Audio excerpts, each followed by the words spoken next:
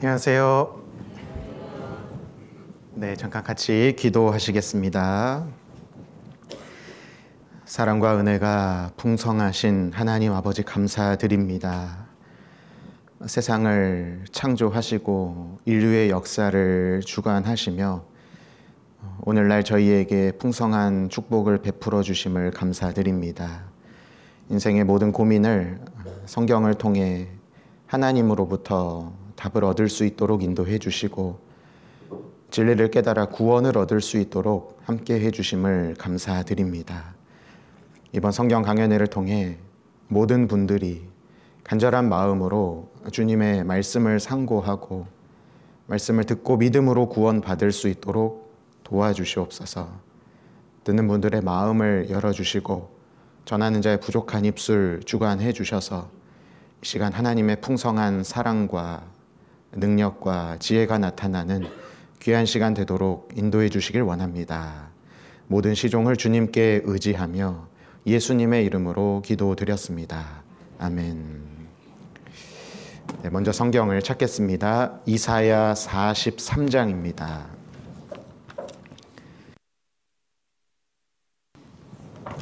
이사야 43장 10절입니다.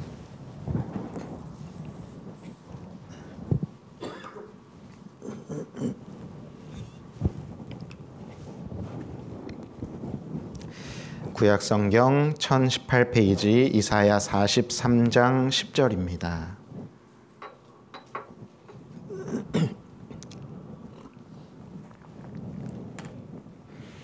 네, 43장 10절 시작하는 말씀을 같이 한번 읽어보겠습니다. 나 여호와가 말하노라. 너희는 나의 증인 나의 종으로 택함을 입었나니 이는 너희로 나를 알고 믿으며 내가 그인 줄 깨닫게 하려 함이라. 나의 전에 지음을 받은 신이 없었느니라. 나의 후에도 없으리라. 네, 이번 한 주간 성경을 통해 하나님의 말씀 배워보고 하나님의 뜻을 생각해보는 시간 갖고 있습니다.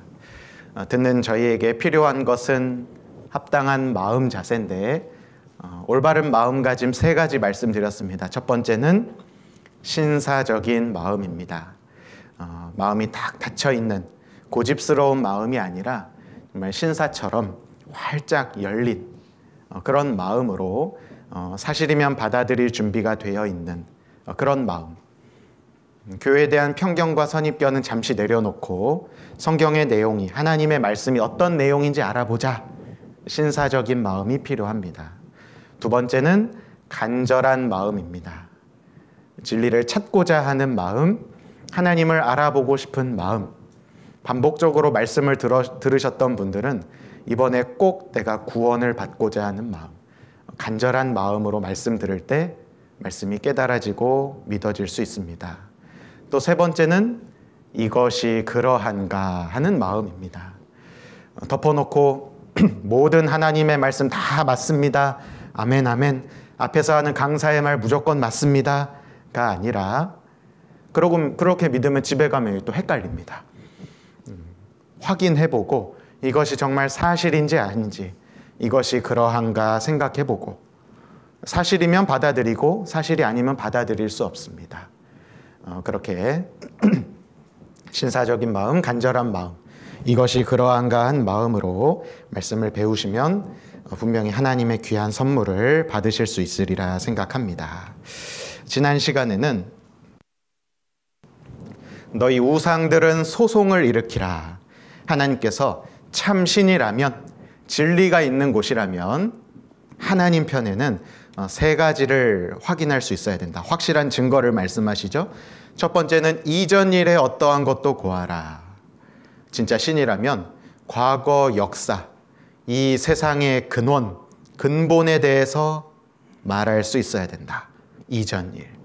장차 당할 일, 장래사, 후래사를 진술하라. 진짜 신이라면 이 역사가 앞으로 어떻게 될 건지, 어떻게 끝날 것인지 미래 역사를 말할 수 있어야 합니다. 그리고 복을 내리든지 화를 내리든지 하라. 정말 신이 있다면 진짜 참 신, 창조하시고 다스리는 신이 있다면 복을 내리시던가 화를 내리시든 주장할 수 있어야 됩니다. 그래서 우리는 성경을 통해 성경에 기록된 과거 역사를 살펴보고 그 과거 역사가 참인지 증언을 통해 확인해 봤습니다. 그래서 과거 역사는 증언으로, 미래 역사는 성취함으로, 만일 하나님의 말씀이라고 하면서 선지자가 막 말하는데 증언도 없고 성취함도 없으면 하나님 말씀이라 할 수 없다. 반면에 과거에 대해서 창조는 이렇게 했고 에덴 동산은 이런 곳이었고 노아 시대 홍수는 이렇게 있었다. 과거에 대한 말씀이 증언으로 확인된다면 하나님의 말씀 맞습니다. 미래 역사도 마찬가지죠. 미래에 이런 일이 있을 거다. 그리고 그 시기가 됐을 때 성취가 되는 걸 확인하면 하나님의 말씀이 맞습니다. 그래서 어제는 이전 일의 어떠한 것, 증언을 통해서 확인해 볼 수 있었는데요. 창조의 사실, 에덴 동산과 노아 홍수 사건을 성경은 말씀하셨고 우린 증언을 통해서 확인했습니다. 그리고 오늘은 장차 당할 일에 대해서 말씀드리려고 하는데요. 어제 배웠던 내용 중에서 하나님께서 이제 큰 홍수를 내려서 이제 세상을 심판하셨습니다. 홍수 때 노아와 그 가족 8식구가 방주 타고 살아남았습니다. 그래서 하나님은 그 8식구 홍수 심판 끝난 이후에 너희는 땅에 흩어져서 편만하게 흩어져서 생육하고 번성하라고 말씀하셨어요. 그래서 하나님 말씀대로 노아의 세 아들 중심으로 첫째 아들의 이름은 셈이고 둘째 아들은 함, 셋째 아들은 야벳입니다. 이 세 아들을 중심으로 흩어져서 살아야 하는데 시간이 어느 정도 흐르고 역시나 사람들이 이번에도 하나님을 잊어버리고 하나님 섬기기보단 자기 이름을 내세우고 교만한 마음, 그런 마음으로 하나님께 불순종하기 시작합니다. 우리 흩어지지 말고 다시 모이자. 모여서 우리 이름을 내고 하나님께 도전하자. 그런 의미로 아주 높은 탑을 쌓습니다. 이 탑의 이름은 바벨탑입니다. 역시 성경에 기록된 과거 역사 창세기 11장에 나오는데 시간 관계상 자세히 살펴보진 않았습니다. 정말 과거 사람들이 바벨탑을 쌓았다는 기록이 창세기 11장에 기록되어 있는데 우리 시대에 고고학적으로 바벨탑의 옛 흔적과 증거들을 이미 찾았습니다. 아무튼 바벨탑을 쌓는 사람들, 하나님 앞에 불순종했죠. 하나님은 하나님 앞에 불순종하는 사람들에게 계속 기회를 주시고 돌이킬 수 있는 시간을 주시지만 돌이키지 않으면 홍수 심판처럼 벌을 내리십니다. 그래서 바벨탑 시대 때는 언어를 혼잡게 하는 저주를 내리시고 더 이상 탑을 쌓지 못하게 하십니다. 언어가 나누어지자 한국어, 영어, 일본어 많은 언어가 생기니까 이제 같이 탑을 쌓을 수가 없죠. 그러니까 다시 언어가 비슷한 사람들끼리 나누어집니다. 그래서 전 세계의 사람들이 뿔뿔이 흩어져서 살게 되고 시간이 흐르면서 점점 많은 사람들이 세상에 살게 되었습니다. 그리고 창세기 12장에는 이 많은 사람 가운데 하나님께서 하나님을 증거할 증인 민족을 세우십니다. 바벨탑 사건 이후에 흩어진 사람들이 각 처에서 또 하나님 섬기면서 살면 되는데 시간이 흐르면서 점점 하나님께 멀어지고 하나님 이외에 다른 형상 만들고 신이라 섬깁니다. 우상 숭배죠. 흩어진 사람들이 점점 타락하고 있을 때 창세기 12장에서 하나님은 한 사람을 선택하십니다. 한 사람을 선택하신 이유는 그 사람으로 한 민족을 이루게 하시고 하나님을 증거하는 증인인 한 민족을 세우시는 겁니다. 그 민족에 대해서 오늘 배울 건데 그 민족의 이름은 이스라엘입니다. 저를 한번 따라해 보겠습니다. 이스라엘. 오늘은 이스라엘 역사에 대해서 배워보도록 하겠습니다. 그래서 방금 찾은 이사야 43장 10절 앞에 화면 한번 보시겠습니다. 나 여호와가 말하노라. 너희는 나의 증인, 나의 종으로 택함을 입었나니. 어떤 자들 보고 나의 증인 나의 종이다. 여기서 너희는 이사야 43장 1절에 나오는 야곱이라고도 부르고 이스라엘이라고도 불리우는 민족을 말합니다. 이스라엘 민족. 너희는 나의 증인이다. 하나님이 이스라엘을 증인으로 세우신 이유는 이는 너희로 나를 알고 믿으며 내가 그인 줄 깨닫게 하려 함이라. 하나님께서 이스라엘 민족을 다 세우셨습니다. 증인이죠. 많은 세상 사람들이 정말 하나님 살아계신지 살아계시지 않는지, 하나님은 어떤 분인지 알기 원할 때 이스라엘 민족 보면 알 수 있다는 겁니다. 이스라엘 민족은 증인이니까 하나님을 알고 믿을 수 있도록 합니다. 하나님이 계신지 안 계신지 잘 모르겠다, 못 믿겠다, 계속해서 말씀드립니다. 덮어놓고 믿는 게 아니라 확인하고 알고 믿는 겁니다. 오늘 2시간 이스라엘에 대해서 말씀을 잘 배워보시면 하나님이 세우신 증인이니까 하나님을 믿을 수 있습니다. 하나님 정말 계시구나. 확인하고 알고 믿을 수 있어요. 그리고 내가 그인 줄 깨닫게 하려 함이라. 내가 그인 줄. 하나님이 어떤 분인지, 세상을 창조하시고 다스리시는 유일하신 신이라는 걸 깨닫게 됩니다.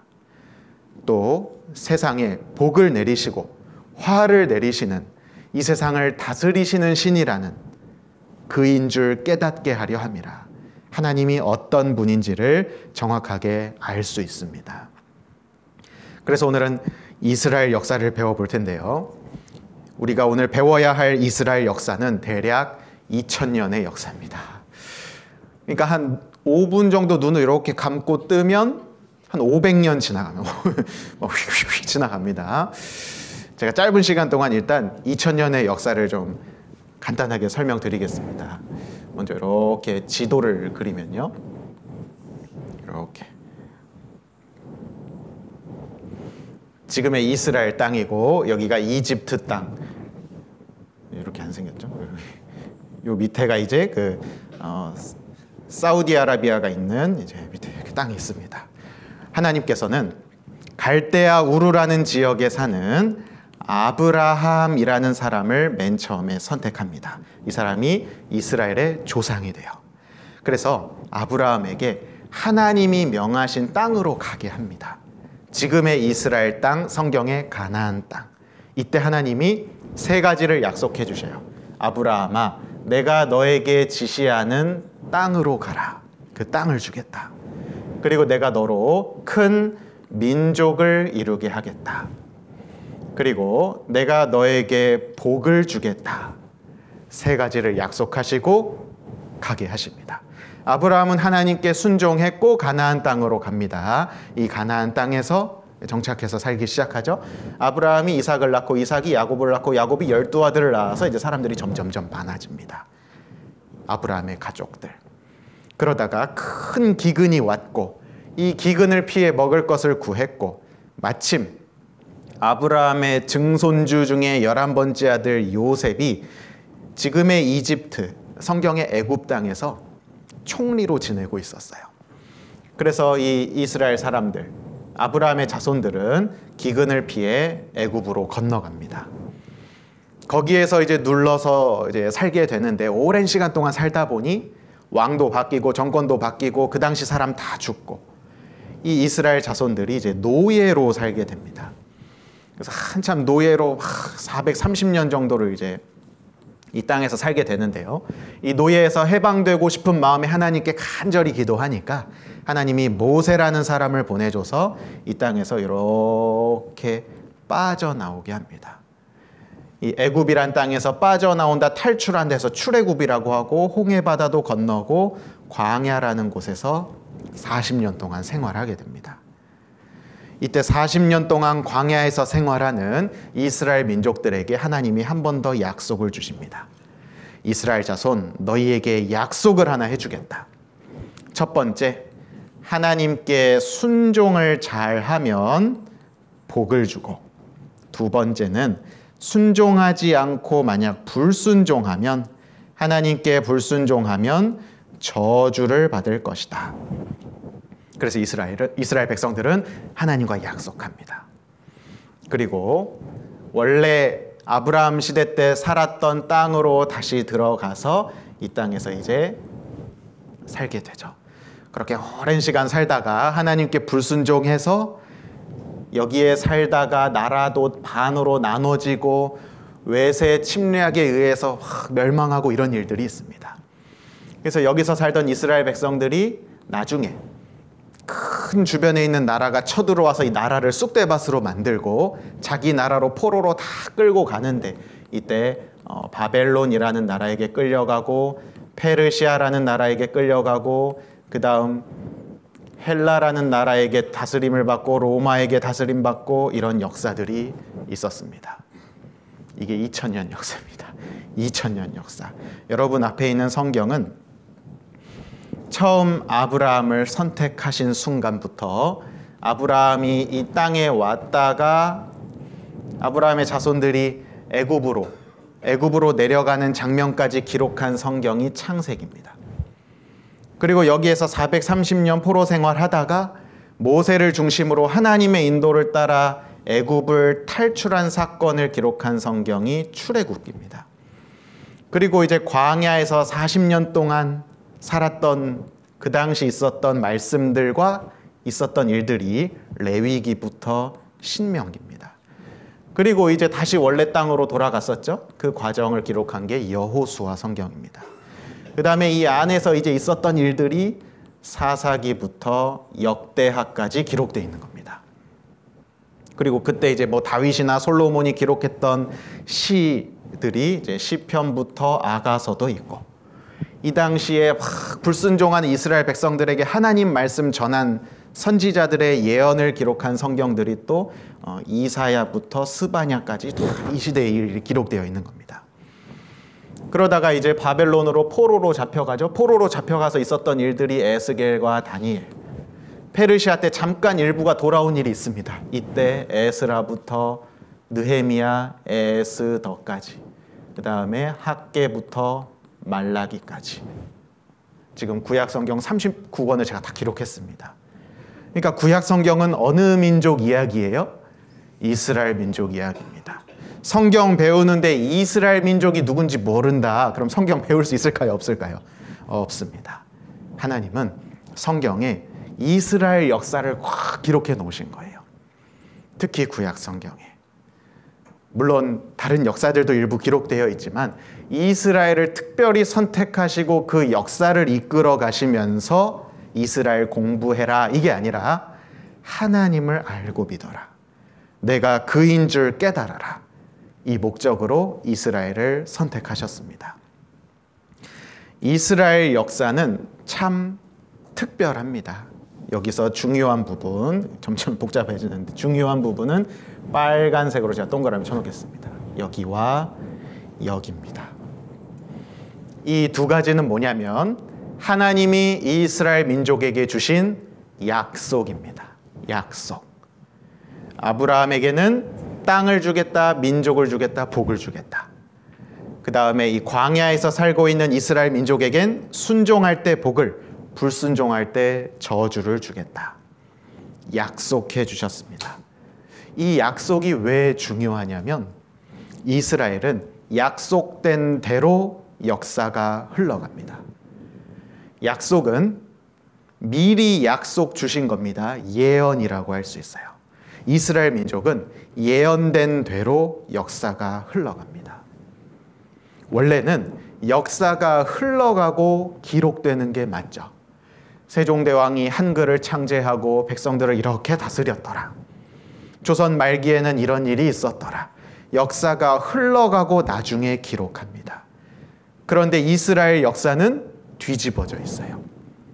기록이 먼저 되어 있고 역사가 그 기록대로 흘러갑니다. 예언된 대로 역사를 이끌어 가셔요. 그 예언의 대부분이 이 약속들입니다. 앞으로 이렇게 하면 이런 일이 있을 거다. 저렇게 하면 저런 일이 있을 거다. 우리는 그 역사가 흘러가는 걸 보면 됩니다. 그럼 정말 성경의 예언이 성취가 되었구나. 성경의 예언대로 이스라엘 역사가 흘러가는구나. 세상에 이런 민족이 있을까? 세상에 이런 책이 있을까? 성경과 이스라엘을 보면 하나님이 살아계시다는 걸 알 수 있습니다. 그래서 오늘 2시간 동안 우리가 함께 할 일은 간단합니다. 저를 따라해 보겠습니다. 성경 보고, 이스라엘 보고, 이스라엘 보고, 성경 보고, 요것만 하면 됩니다. 성경 보고, 이스라엘 보고, 이스라엘 보고, 성경 보고 하다 보면은 신기하네. 미래를 예언하신 하나님, 그 하나님의 말씀이 기록된 성경을 우리가 알고 믿을 수 있습니다. 그래서 하나님이 이스라엘 민족에게 주셨던 약속들을 이렇게 정리해 보면, 첫 번째는 아브라함에게 약속해 주셨습니다. 땅을 주겠다, 민족을 주겠다, 복을 주겠다. 그리고 두 번째 약속은 광야에 있을 때 시내산에서 이스라엘 백성들에게 순종하면 복을 주고 불순종하면 저주를 주겠다, 이렇게 약속하십니다. 이제 이 약속들을 제가 구체적으로 좀 알려드리면, 순종할 때는 이런 일이 벌어져요. 이스라엘 백성들에게 땅을 주시겠다 했죠. 자기 영토가 탁 생깁니다. 그리고 그 땅이 농사가 잘 되는 비옥한 땅, 옥토가 되겠죠. 이게 하나님이 주시는 축복입니다. 복. 그런데 반대로 불순종했다. 그럼 자기 영토를 빼앗깁니다. 자기 땅 없이 떠돌아다닌다. 이 저주일 거예요. 그리고 옥토였던 땅은 사막처럼 황무지로 바뀔 겁니다. 그리고 민족을 주겠다고 약속하셨는데 순종하면 민족이 많아지겠죠. 그리고 다 함께 살게 될 겁니다. 반대로 불순종하면 적어지고 뿔뿔이 흩어집니다. 자기 땅에서 못 살고 막 쫓겨다니고 막 피난 다니고 막 이런 일들이 벌어질 겁니다. 또 순종할 땐 강한 나라가 되고 다른 나라를 지배하는 머리와 같은 나라가 되겠다 약속해 주셨고요. 불순종하면 칼이 따라다닌다. 성경의 표현을 빌리면 칼이 따라다닌다. 가는 곳마다 죽임 당한다는 겁니다. 그리고 꼬리와 같은 나라가 된다라고 말씀하셨습니다. 그래서 이스라엘은 어떻게 하나님 앞에 순종하느냐 불순종하느냐에 따라서 그 역사가 미리 약속되어 있습니다. 그래서 이 많은 걸 우리가 다 기억하면 기억 못하잖아요. 순종할 땐 복을 주고 불순종할 땐 저주 준다. 요거는 다 기억하고 계시면 좋습니다. 그래서 방금 칠판에 이렇게 설명드렸는데, 아브라함을 세 가지 약속 주시면서 인도하시고, 아브라함이 이삭을 낳고 이삭이 야곱을 낳고, 그 야곱의 이름을 하나님이 이스라엘로 바꿔주십니다. 그래서 이스라엘 민족이 된 거예요. 민족이 그 12아들 중심으로 많아졌는데 애굽으로 기근 피해서 갔다가 여기서 종살이를 하게 되죠.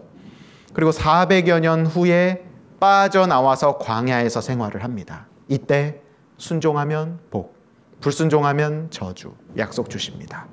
그리고 여호수아 성경에 가나안 땅 다시 들어가서 사사기부터 이제 여기에서 살기 시작합니다. 그때 다윗이라는 왕이 다스리던 시대가 있었습니다. 지금부터 한 3000년 전 BC 1000년경에 이스라엘 왕국의 두 번째 왕인 다윗이 있었습니다. 그리고 솔로몬. 다윗과 솔로몬 시대는 하나님께 순종한 시대였습니다. 성경의 다윗을 하나님께서 칭찬하셔요. 다윗, 내 마음에 합한 자다. 하나님 마음에 딱 합한 자. 비록 실수는 하고 죄는 지었지만 정말 정직하게 돌이키고 하나님을 섬기는 다윗. 어려서부터 하나님께 기도하고 제사드리고 하나님의 백성 다스리기 위해 하나님의 지혜를 구했던, 합당한 기도를 드렸던 솔로몬. 다윗과 솔로몬 시대는 순종하는 시대였습니다. 그럼 하나님이 약속해 주셨죠? 순종하면 뭘 주신다? 복을 주신다. 다윗과 솔로몬 시대에는 어떻게 됐을까? 나라가 복을 받습니다. 그래서 영토도 점점점 확장이 되고요. 주변 나라 정복해서 항상 승리하니까 조공을 바치죠. 주변 나라가 부유해집니다. 열왕기상 10장에는 솔로몬 왕의 마시는 그릇이 다 금, 모든 그릇이 정금, 은 기물이 없으니 솔로몬 시대에 은을 귀히 여기지 아니함은. 얼마나 나라가 부유했냐면 은은 거들떠보지도 않습니다. 은은 귀하지도 않습니다. 다 금입니다. 솔로몬이 왕궁을 금으로 짓고 하나님의 성전을 금으로 짓고 모든 기물들과 그릇들을 금으로 만듭니다. 그만큼 국고에는 금, 비단, 상아 막 이런 게 쌓여 있었어요. 하나님께 순종하니까 물질적인 축복도 많이 받았던 시대가 다윗과 솔로몬 시대입니다.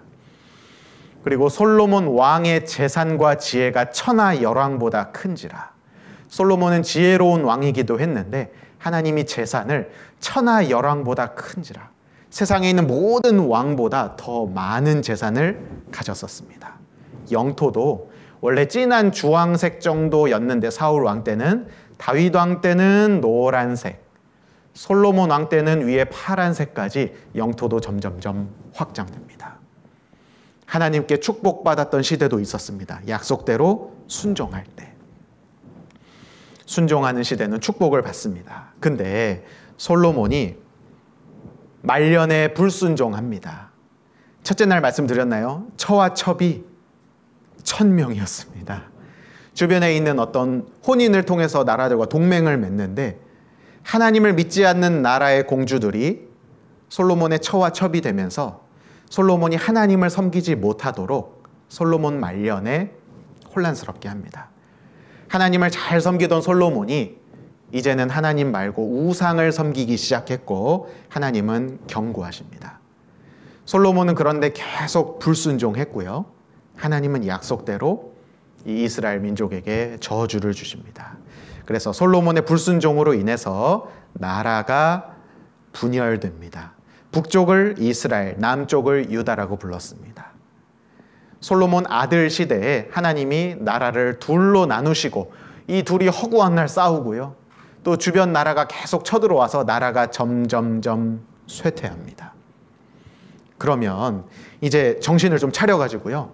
우리가 불순종하니까 과거 조상들에게 주셨던 약속대로 불순종하니까 저주받네. 이제 순종해야겠다. 다시 마음을 돌이키고 하나님 섬겨야 되잖아요. 그런데 이스라엘 사람들은 그러지 않았어요. 남과 북으로 나눠졌죠. 북이스라엘은 20명의 왕이 있었는데 19명의 왕이 있었는데 그 중에 한 명의 왕도 하나님 섬기지 않았습니다. 하나님을 안 섬기고요. 온갖 다른 신에게 자꾸 제사를 지내는 거예요. 이렇게 했었습니다. 하나님 이외에 다른 신들에게 제사 드리는 범죄. 이게 그 당시 이스라엘 사람들이 섬겼던 신들인데요. 농경, 농사를 주관하는 바알신입니다. 바알신.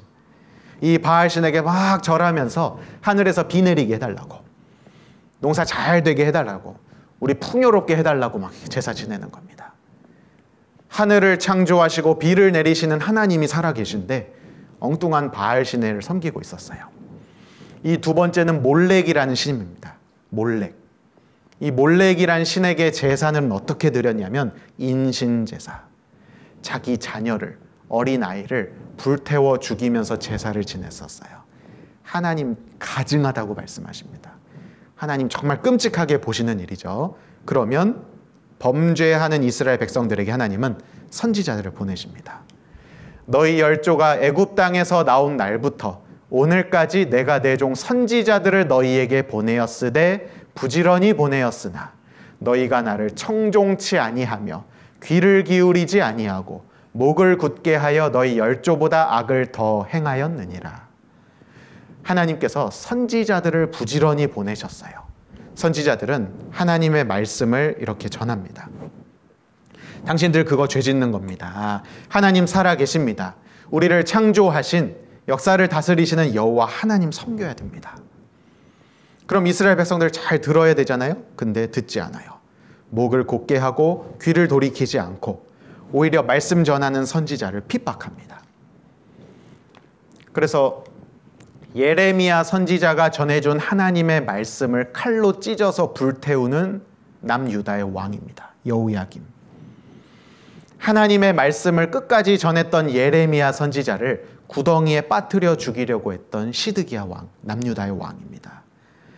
그러니까 이 이스라엘 역사가 점점점 갈수록 하나님 말씀 안 듣고 계속 불순종, 기회를 줘도 불순종. 그래서 하나님이 결국 저주, 재앙을 내리십니다. 북이스라엘은 19명 왕 중에 한 명도 하나님 찾지 않았습니다. 그래서 BC 722년, 연도를 말씀드리는 건 실제 역사 기록에 남아 있습니다. BC 722년 아수르라는 나라를 통해 북이스라엘을 멸망시키시고 포로로 다 잡아가게 합니다. 그리고 남유다는 20명의 왕이 있었는데 그 중에 하나님 섬기는 왕도 있었어요. 히스기야, 요시야, 중간중간에 그런 왕이 있었습니다. 그래도 끝까지 하나님께 불순종하는 왕들이 더 많이 나왔고 결국 BC 586년 바벨론에 의해서 남유다를 멸망시킵니다. 이때 바벨론 군인들이 세 차례 쳐들어와서 세 차례 남유다 사람들 포로로 잡아가고 마지막에는 온 도시와 예루살렘 성을 불태우고 왕과 신하들, 백성들을 포로로 잡아갑니다. 왕의 두 눈을 뽑아서 질질질 끌고 갔었어요. 끔찍한 심판을 받습니다. 그렇게 이스라엘 백성들은 계속 불순종했기 때문에 바벨론이 세계를 제패할 당시에 바벨론의 식민지로, 바벨론이 멸망한 이후에 페르시아가 등장합니다. 역시 그때도 이스라엘은 식민지였습니다. 페르시아 이후 알렉산더 대왕의 헬라 제국, 그리스 제국이 등장했을 때도 식민지, 그 다음에 로마가 세상을 다스릴 때도 이스라엘은 식민지였습니다. 주권을 빼앗긴 채 강대국에 의해 다스림을 받는 저주를 계속 받았었어요. 그러다 이 로마 시대에 하나님의 독생자, 하나님의 아들 예수님을 보내주십니다. 하나님께서는 이스라엘 백성들과 약속했습니다. 불순종하면 저주를 주겠다. 이스라엘 백성들은 그걸 알면서도 자기 육신대로 불순종하고 죄 지으면서 살았어요. 하나님은 계속 선지자를 보내주십니다. 그러면 안 된다. 돌이켜야 된다. 하나님의 말씀대로 인도하려고 선지자를 보냈지만 선지자 쫓아내고 구덩이에 가두고 죽이려고 합니다. 실제로 톱으로 켜서 선지자를 죽이기도 했다고 해요. 이사야라는 선지자는. 그러니까 계속 선지자를 보내니까 이게 안 되잖아요. 그래서 저주를 받습니다. 그런데 하나님은 이스라엘을 포기하지 않으시고 로마 시대의 식민지로 살던 이스라엘 땅에 하나님의 아들 예수님을 보내주십니다. 이스라엘 사람들 예수님 처음에 좋아했어요. 예수님이 이스라엘 백성들 가운데서 하나님의 아들이니까요, 많은 기적을 행하시면서 이스라엘 백성들에게 하나님의 말씀을 전합니다. 안증뱅이를 고쳐서 일으켜 세우시고 눈 먼 소경의 눈을 띄워주시고 이 보리떡 5개와 물고기 2마리 한 아이의 도시락으로 5,000명을 먹이십니다. 풍랑, 파도를 잔잔하게 하시고 물 위를 걸으십니다. 그리고 죽은 사람도 살리셨어요.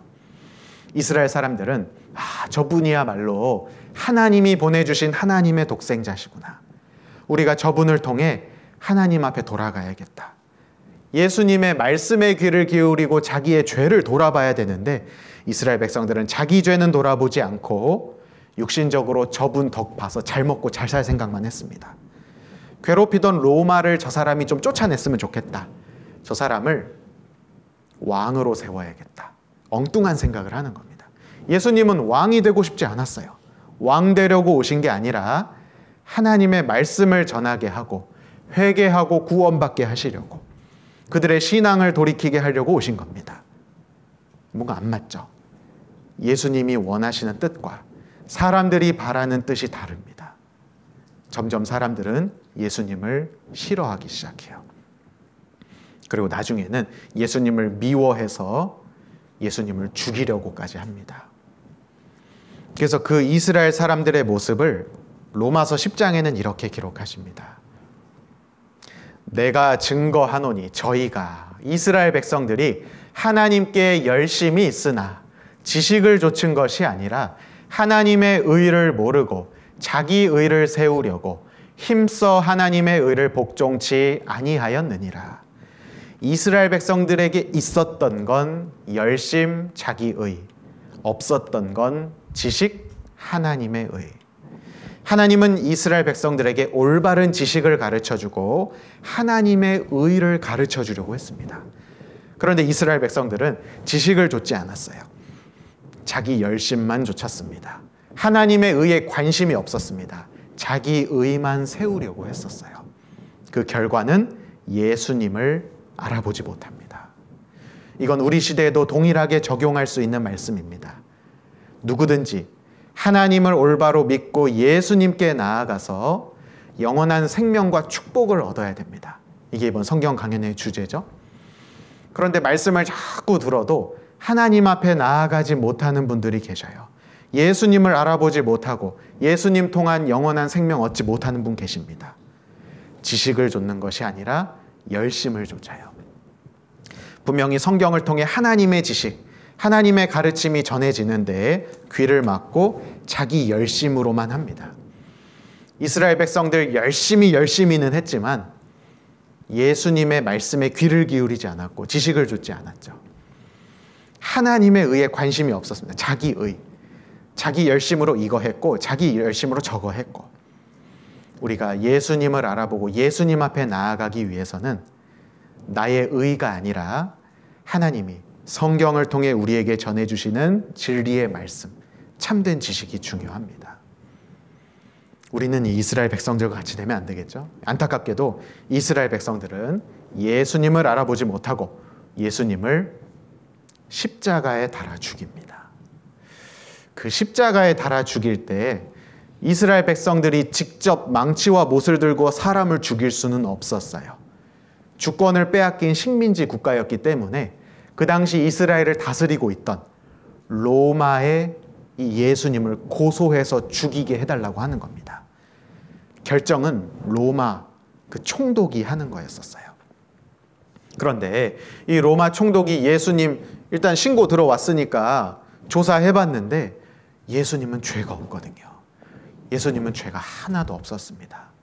그런데 이스라엘 백성들은 진짜 자기 생각에 취해서 막 예수님 죽여달라고 소리 지르고 예수님은 죄가 없고 참 이 난감한 상황에 빠진 로마 총독, 성경에 이름도 나오죠? 빌라도입니다. 빌라도라는 로마 총독은 고민하다가 이제 이런 결정을 하는데 영상으로 한번 보겠습니다. 네, 마태복음 27장 25절 화면을 보고 같이 한번 읽어보겠습니다. 백성이 다 대답하여 가로되 그 피를 우리와 우리 자손에게 돌릴지어다 하거늘. 이 죄가 없으니까 로마 총독은 이 사람의 피값을 너희가 받아라. 죄 없는 사람을 죽이는 대가를 너희가 치러야 된다. 손을 씻었습니다. 그러자 유대인들이, 백성들이 다 같이 대답하죠. 그 피를 우리와 우리 자손에게 돌리겠습니다. 예수님 죽여주십시오. 그 대가 우리랑 우리 자손들이 치를 테니까 죽여주십시오. 그 말입니다. 두 장의 사진을 같이 보면 이스라엘 백성들은 역사 가운데 하나님의 선지자의 말씀을 배척하고 선지자를 죽이려고 했습니다. 이건 큰 불순종이죠. 하나님께 크게 불순종한 겁니다. 그런데 선지자를 죽이는 것도 큰 불순종인데 하나님의 독생자 예수님을 배척하고 죽인 죄는 더 큰 불순종입니다. 성경에서 불순종하면 약속해 주셨죠. 불순종하면 저주를 주겠다. 큰 불순종해서 바벨론, 페르시아, 헬라, 로마 시대까지 계속 식민지 살았는데 하나님이 다시 한번 기회를 주시고 많은 기회를 계속 주셨는데 더 큰 불순종을 했습니다. 그럼 성경이 사실이라면 이스라엘 백성들은 앞으로 복을 받을까요? 저주를 받을까요? 저주 받겠죠. 작은 저주 받을까요? 큰 저주를 받을까요? 큰 저주를 받겠죠. 그 이후에 이스라엘은 온갖 순환을 다 받습니다.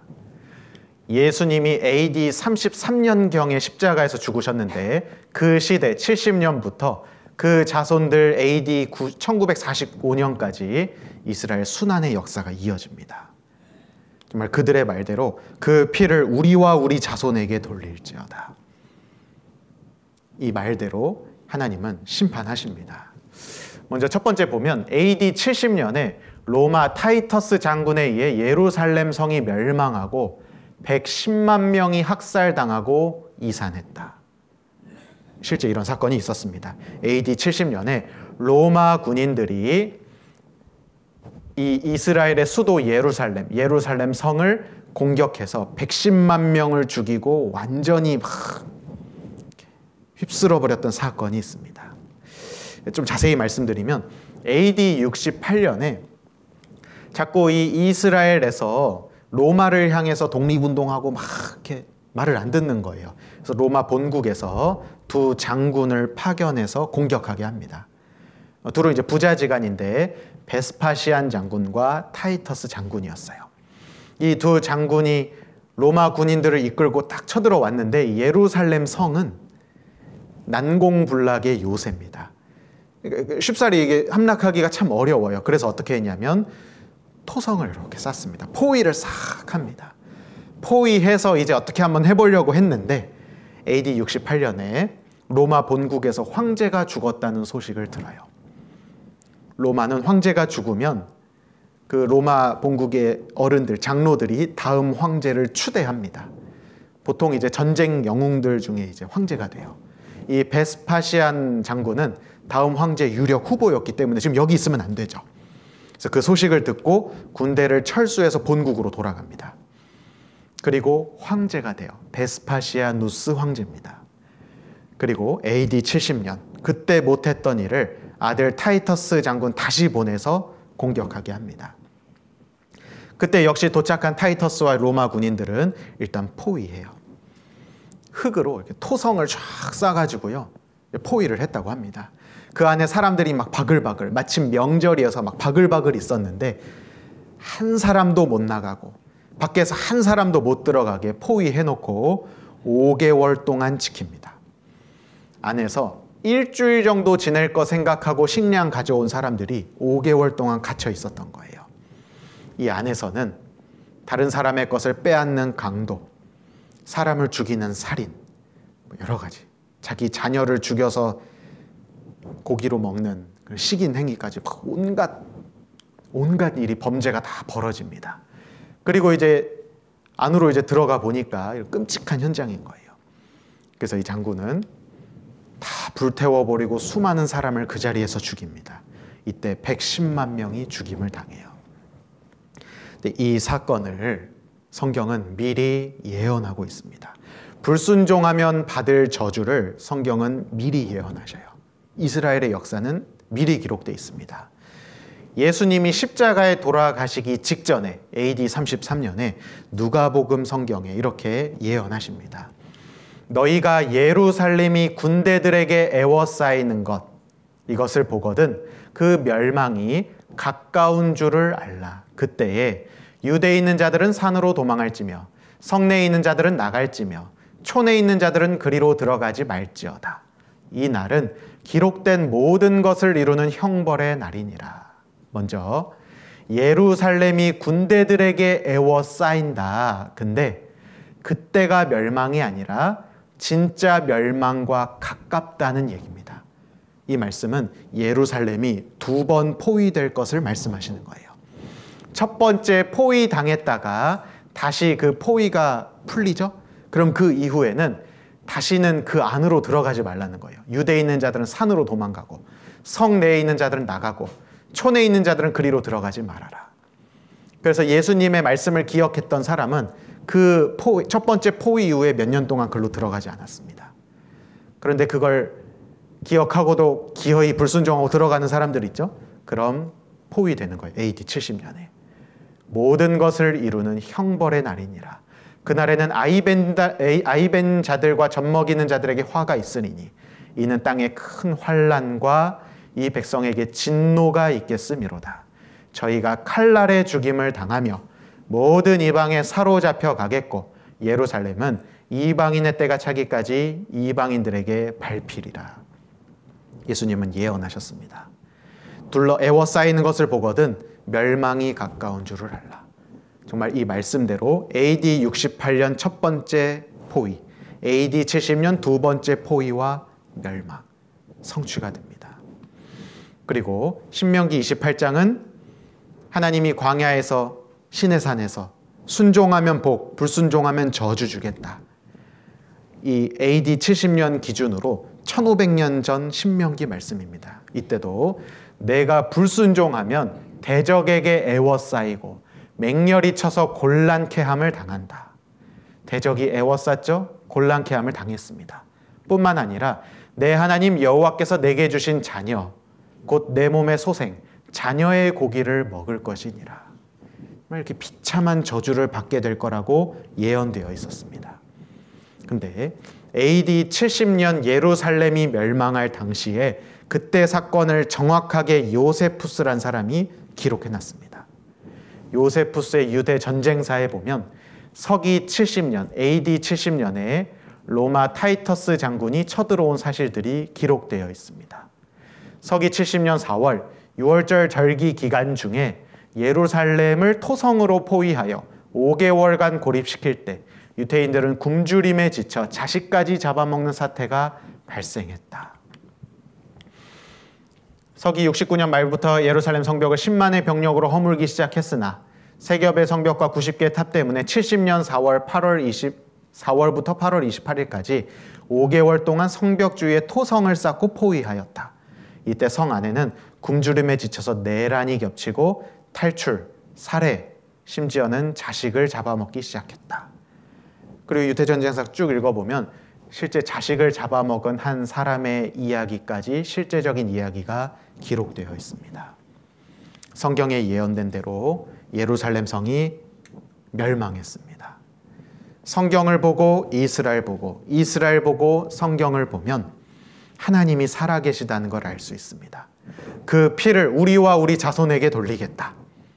그렇게 말한 사람들 이때 로마군에 의해서 다 죽었을 겁니다. 그 핏값을 자신들이 진짜 받은 거죠. 하나님의 아들을 죽인 불순종에 대한 대가, 그 저주를 예언된 대로 정확하게 받았습니다.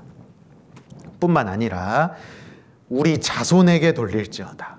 이스라엘 순환의 역사, 큰 불순종이었잖아요. 순환이 계속됩니다. AD 135년에는 로마 하드리안 황제가 이스라엘의 985개 도시 파괴하고 58만 명 학살하고 완전히 이산시킵니다. 이때는 법을 만들어서 누구든지 이스라엘 땅에서 이스라엘 사람 죽여도 살인죄가 성립되지 않는다. 무법지대가 되는 거죠. 그러니까 더 이상 살 수가 없는 겁니다. 수많은 사람들이 학살당하고 쫓겨납니다. 자기 땅을 잃어버리고 쫓겨납니다. 그리고 계속해서 4,000명 학살, 대거 학살, 불에 타서 죽고 화형당하고 유럽에서 흑사병이 발생했는데 유대인이 우물에 독약을 넣었다는 혐의로 유럽에서 유대인들이 대량 학살당합니다. 수천 명 죽고 여기 40만 명 죽고 가장 결정적인 건 1939년부터 45년까지 2차 세계대전 때 유대인이 600만 명 학살당합니다. 이 당시 전체 유대인의 60%가 이때 학살당합니다. 2차 세계대전. 독일의 히틀러를 중심으로 세계적인 큰 전쟁을 일으켰는데 외적으로는 막 전쟁하고 그 안에서는 유대인들을 말살시켰습니다. 대거 학살했습니다. 이건 그 당시 실제 사진들인데요. 유대인들을 다 불러 모아가지고 포로 수용소에 가둡니다. 처음에는 노동을 착취하는 수용소라고 했는데 사실 거기는 한 민족을 멸절시키는 수용소였습니다. 이렇게 막 가둬놓고요. 일 시키고 일 잘못하면 죽이고 하루에 아침에 빵 한 조각 줍니다. 그 빵 한 조각 먹고 하루 종일 일 시키고 그리고 사람들 옷을 다 벗깁니다. 옷을 벗기고 머리를 벗겨서 죽이고 이때 이스라엘 여인들에게 삭발한 머리털들을 모아 잠수함 방수제로도 사용했다. 독일군들이 그렇게 사용했습니다. 또 희생자들 머리털을 다 밀었죠. 그게 7톤. 담요도 만들었다. 생체 실험도 했는데 생체 실험 현장에 이제 나중에 관람객들이 가서 말문이 막혔다. 가스실도 있는데 당시 독가스실에서 하루에 2,000명씩 처형했다. 공개되는 진실, 여기에 보면 유대인들, 2차 세계대전 중 유대인들의 치아에서 나온 금이 포함된 금괴들을 폭로하고 있다. 근데 독일군들이 유대인들을 잔인하게 막 죽일 때 그 금리 다 뽑아서 자기들이 금괴로 쓴 겁니다. 금 다 뽑고 갖고 있는 모든 장신구를 다 뺐습니다. 안경부터 신발부터 반지에 모든 액세서리들을 다 뺏고 옷을 다 벗기고 머리를 다 밀고 그리고 죽입니다. 그리고 포로 수용소 번호를 여기에 이렇게 문신을 시켜놔요. 이렇게 어린 아이에게도. 그래서 사람을 뭐 이름 부르거나 얼굴로 구분하는 게 아니라 죄수 번호처럼 이렇게 팔에다가 칼로 새겨가지고 수용소 번호를 이렇게 문신시켰습니다. 특히 그 포로 수용소 중에 가장 많은 유대인들을 죽였던 곳이 폴란드의 아우슈비츠라는 수용소인데 거기에 그 가스실을 이제 관람객들이 가서 보는 장면을 좀 이렇게 잠깐 보시겠습니다. 함께 한번 가보시죠. 네, 우리는 지금 아우슈비츠 수용소로 지금 가고 있습니다. 현재 모습인 거죠? 맞습니다. 자, 잘 따라오시고요. 근데 많은 분들이 좀 가시네요. 맞습니다. 입구에 쓰인 저 문구 혹시 보이세요? 뭐라고 써 있는 거예요? 이제 슬슬 보이기 시작하는데 독일말로 Arbeit macht frei 라고 써 있는데 한국말로 하면은 노동이 너희를 자유롭게 하리라 이런 뜻입니다. 자, 아우슈비츠는 원래 노동 수용소였다가 절멸 수용소의 역할도 함께 하게 됐는데요. 아우슈비츠는 나치 수용소들 중에서 가장 규모가 컸고요. 또 가장, 아까 이 말이 나왔죠? 지옥 같은 그런 곳이었습니다.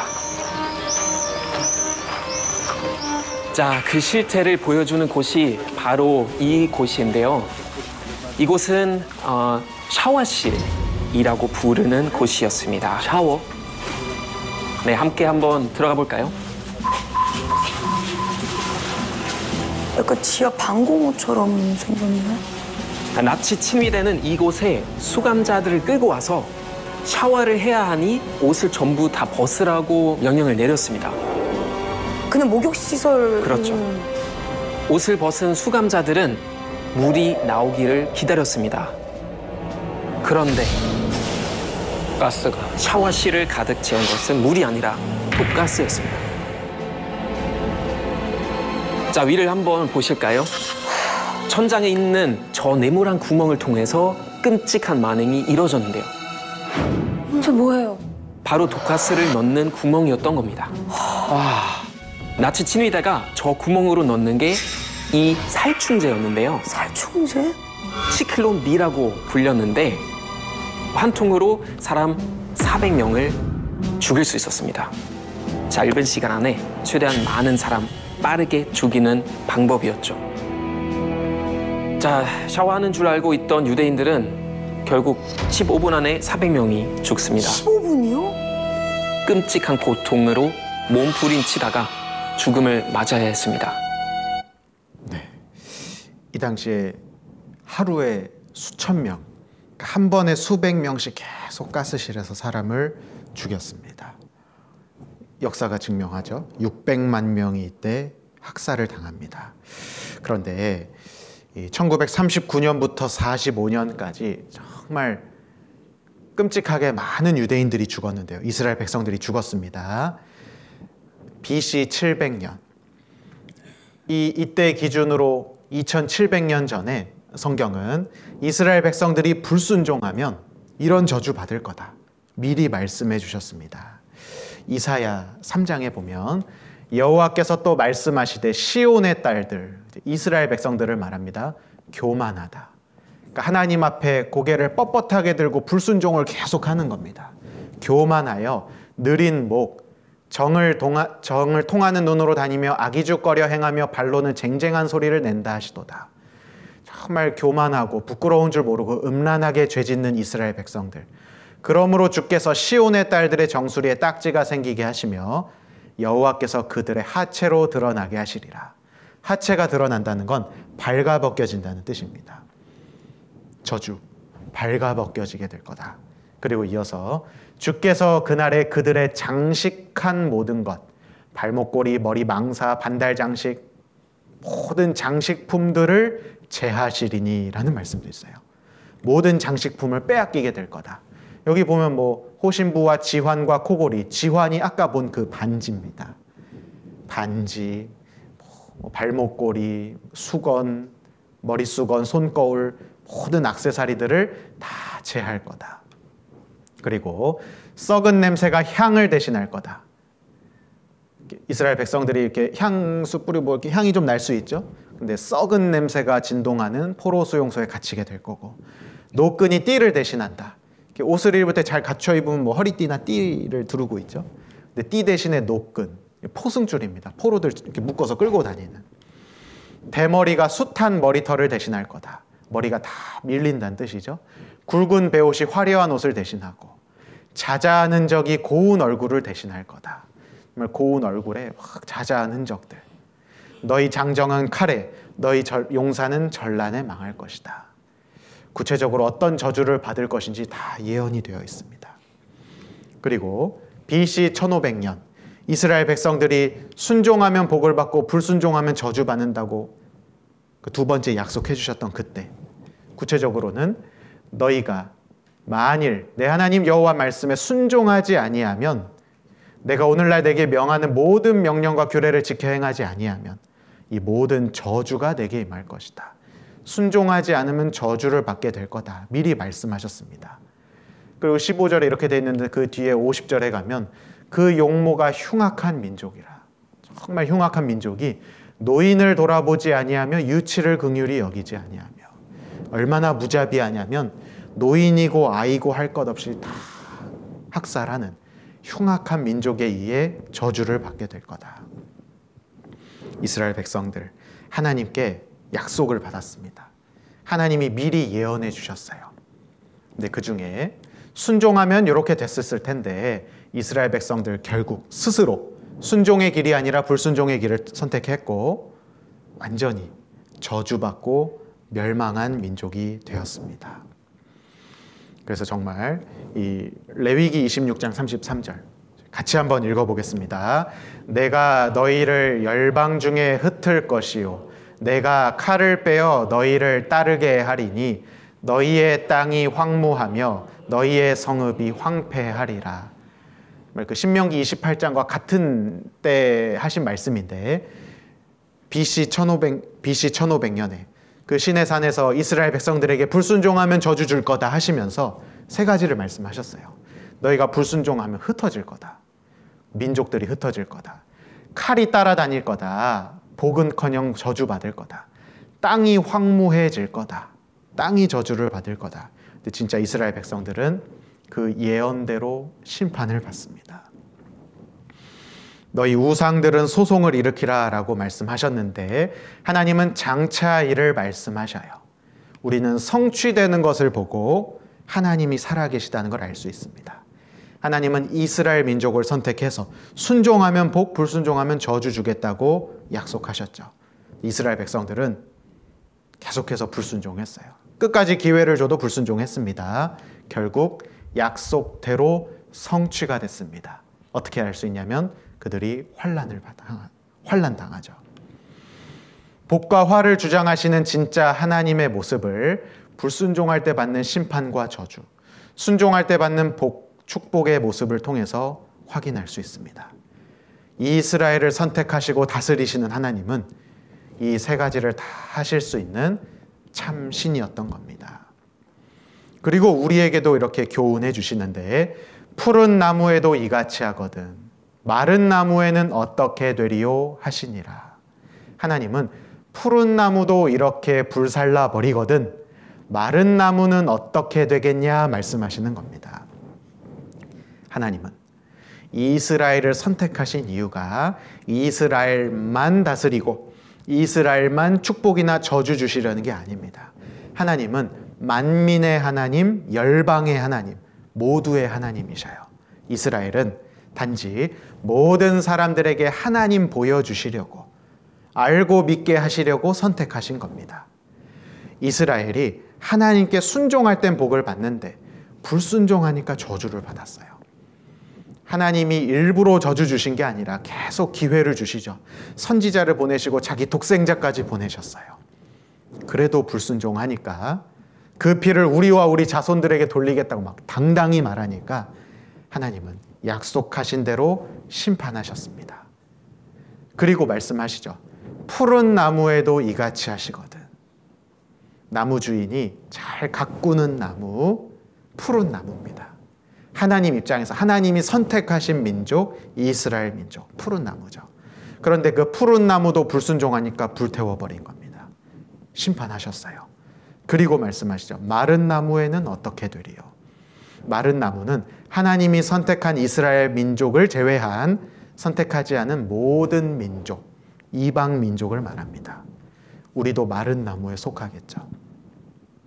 하나님이 선택하신 이스라엘 백성들도 불순종할 때 이렇게 심판받거든 우리는 선택받지 않은 마른 나무와 같은 이방인은 불순종하면 어떻게 되겠느냐.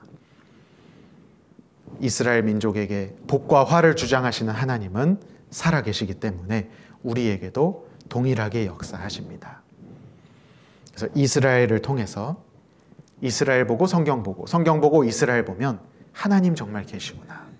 성경은 사실이구나. 하나님은 복과 화를 주장하시고 다스리시는구나 라는 걸 알 수 있습니다.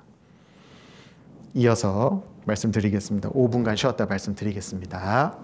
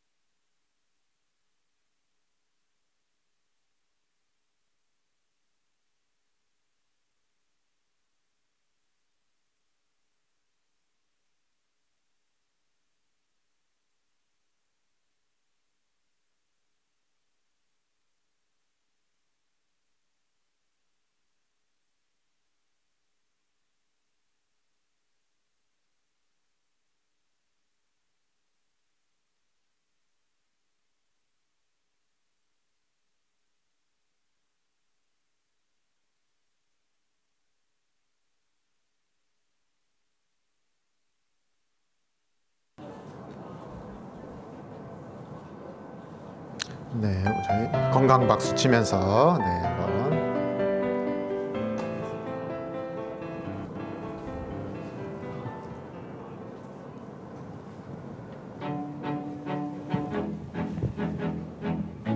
건강 박수입니다.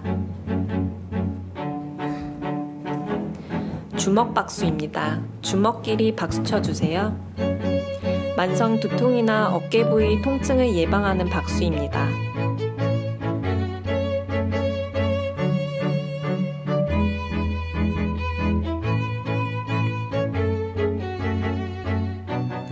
봉오리 박수입니다. 손 뒤꿈치끼리 박수 쳐주세요. 방광을 자극하는 효과가 있어 생식 기능을 좋게 하는 박수입니다.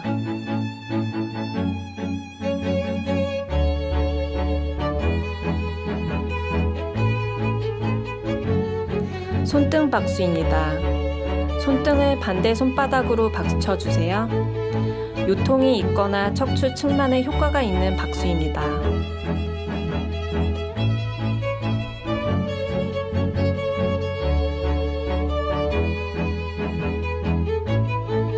손가락 박수입니다. 손가락 끝으로 박수 쳐주세요. 손가락 끝에 얼굴 혈이 모여 있어 만성 비염이나 눈이 자주 피로해지는 사람에게 효과 있는 박수입니다.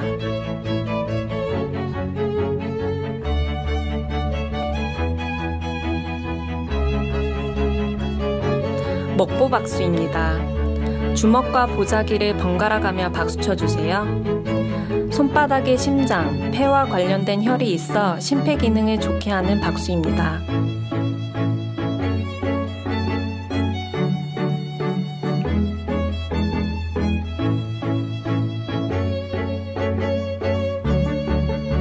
손바닥 박수입니다. 손바닥끼리 박수 쳐주세요. 손바닥의 마찰, 진동을 통해 모든 경혈이 자극을 받고 혈액순환을 도우며 장 기능을 좋게 하고 갑상선, 당뇨, 합병증에 효과가 있는 박수입니다.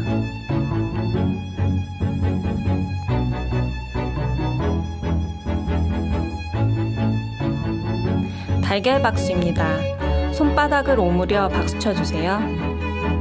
중풍과 치매 예방에 도움이 되는 박수입니다.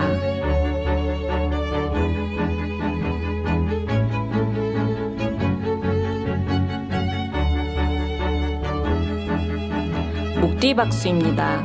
목 뒤에서 손을 모아 박수 쳐주세요.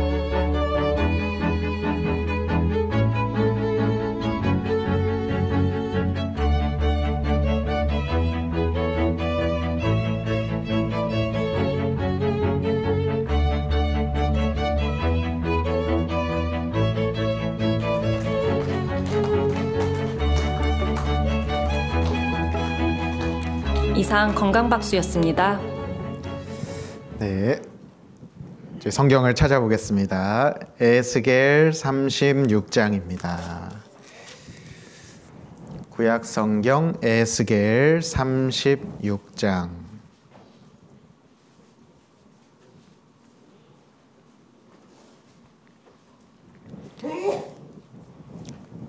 에스겔 36장 19절부터 21절입니다.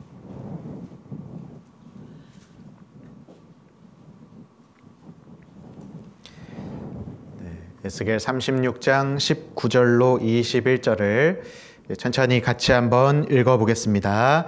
그들을 그 행위대로 심판하여 각국에 흩으며 열방에 해쳤더니 그들의 이른바 그 열국에서 내 거룩한 이름이 그들로 인하여 더러워졌나니 곧 사람들이 그들을 가리켜 이르기를 이들은 여호와의 백성이라도 여호와의 땅에서 떠난 자라 하였음이니라.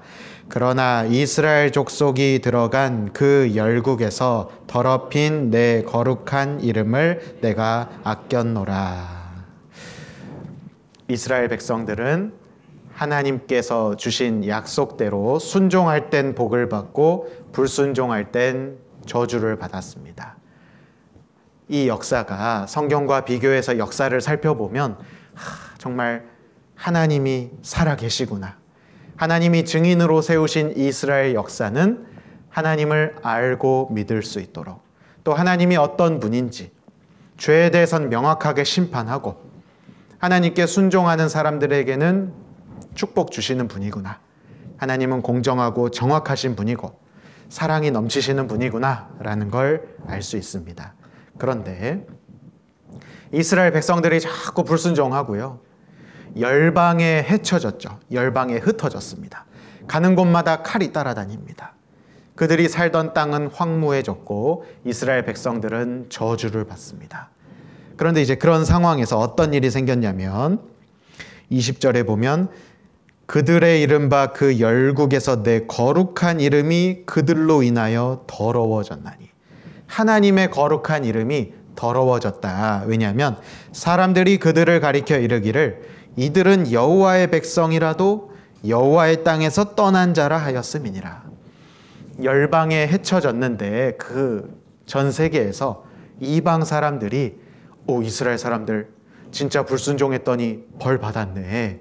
하나님을 믿어야겠다. 이렇게 생각하는 사람도 있지만 너네 하나님이 선택한 민족인데 왜 이렇게 비참하게 됐냐. 하나님이 선택한 하나님의 민족이 왜 자기 땅에서도 못 살고 이러고 있냐. 너네가 믿고 있는 하나님이 이렇게 좀 잘못하나 보다.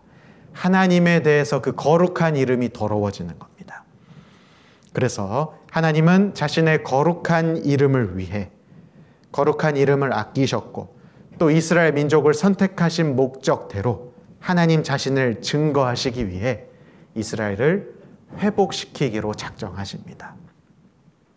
이스라엘이 뭘 잘해서가 아니라 하나님이 특별한 은혜를 베풀어 주시고 이 이스라엘을 통해 더 많은 사람들, 지금 여기 앉아 계신 여러분들이 더 확실하게 하나님을 알고 믿을 수 있도록 하나님은 이스라엘을 회복시키십니다. 아까도 말씀드렸는데요. 이스라엘은 역사가 흘러가고 기록되는 걸까? 기록되고 역사가 흘러갈까? 1번이 맞습니까? 2번이 맞습니까? 2번이 맞다고 했죠. 이스라엘은 기록 먼저 하시고 역사가 흘러갑니다. 그럼 회복시켜 주겠다. 이 역사도 미리 기록되어 있겠죠. 이스라엘은 성경에 예언된 대로 회복됩니다. 그럼 성경을 좀 찾아보면 앞에 화면에 이사야 66장 7절에 하나님이 약속해 주셨어요. 시온은 이스라엘입니다. 구로하기 전에 생산하며 고통을 당하기 전에 남자를 낳았으니 이러한 일을 들은 자가 누구이며 이러한 일을 본 자가 누구이뇨. 구로하기 전에 생산했다. 구로는 이제 임산부가 겪는 진통입니다. 진통하기 전에 아이를 낳았다는 거죠. 고통당하기 전에 아이를 낳았다. 이러한 일을 들은 자가 누구냐? 어떻게 이런 일이 있을 수 있느냐? 이스라엘은 그런 일이 있다는 겁니다. 나라가 어찌 하루에 생기겠으며 민족이 어찌 순식간에 나겠느냐? 그러나 시온은 구로하는 즉시에 그 자민을 순산하였도다. 장차 이스라엘은 구로하는 즉시 아이를 낳는 것처럼 진통과 동시에 아이를 낳는 것처럼 순식간에 나라를 세울 거다. 이스라엘의 회복에 대한 약속과 어떻게 회복될 건지 설명하시는 겁니다. 이스라엘이 자기 나라 잃어버리고 그 바벨론이라는 나라가 쳐들어와서 세 차례 포로 잡아갔다 그랬잖아요. 그때부터 바벨론, 페르시아, 헬라, 로마 계속 나중에 뭐 독일에게 막 이렇게 학살당할 때까지 자기 주권을 되찾지 못하고 자기 땅에서 쫓겨난 그런 민족이었습니다. 그런데 이 민족이 다시 나라를 독립할 거다. 나라를 다시 세울 거다. 이사야 성경 지금부터 2700년 전에 예언해 주신 겁니다. 원래 이스라엘이라는 나라가 없었습니다.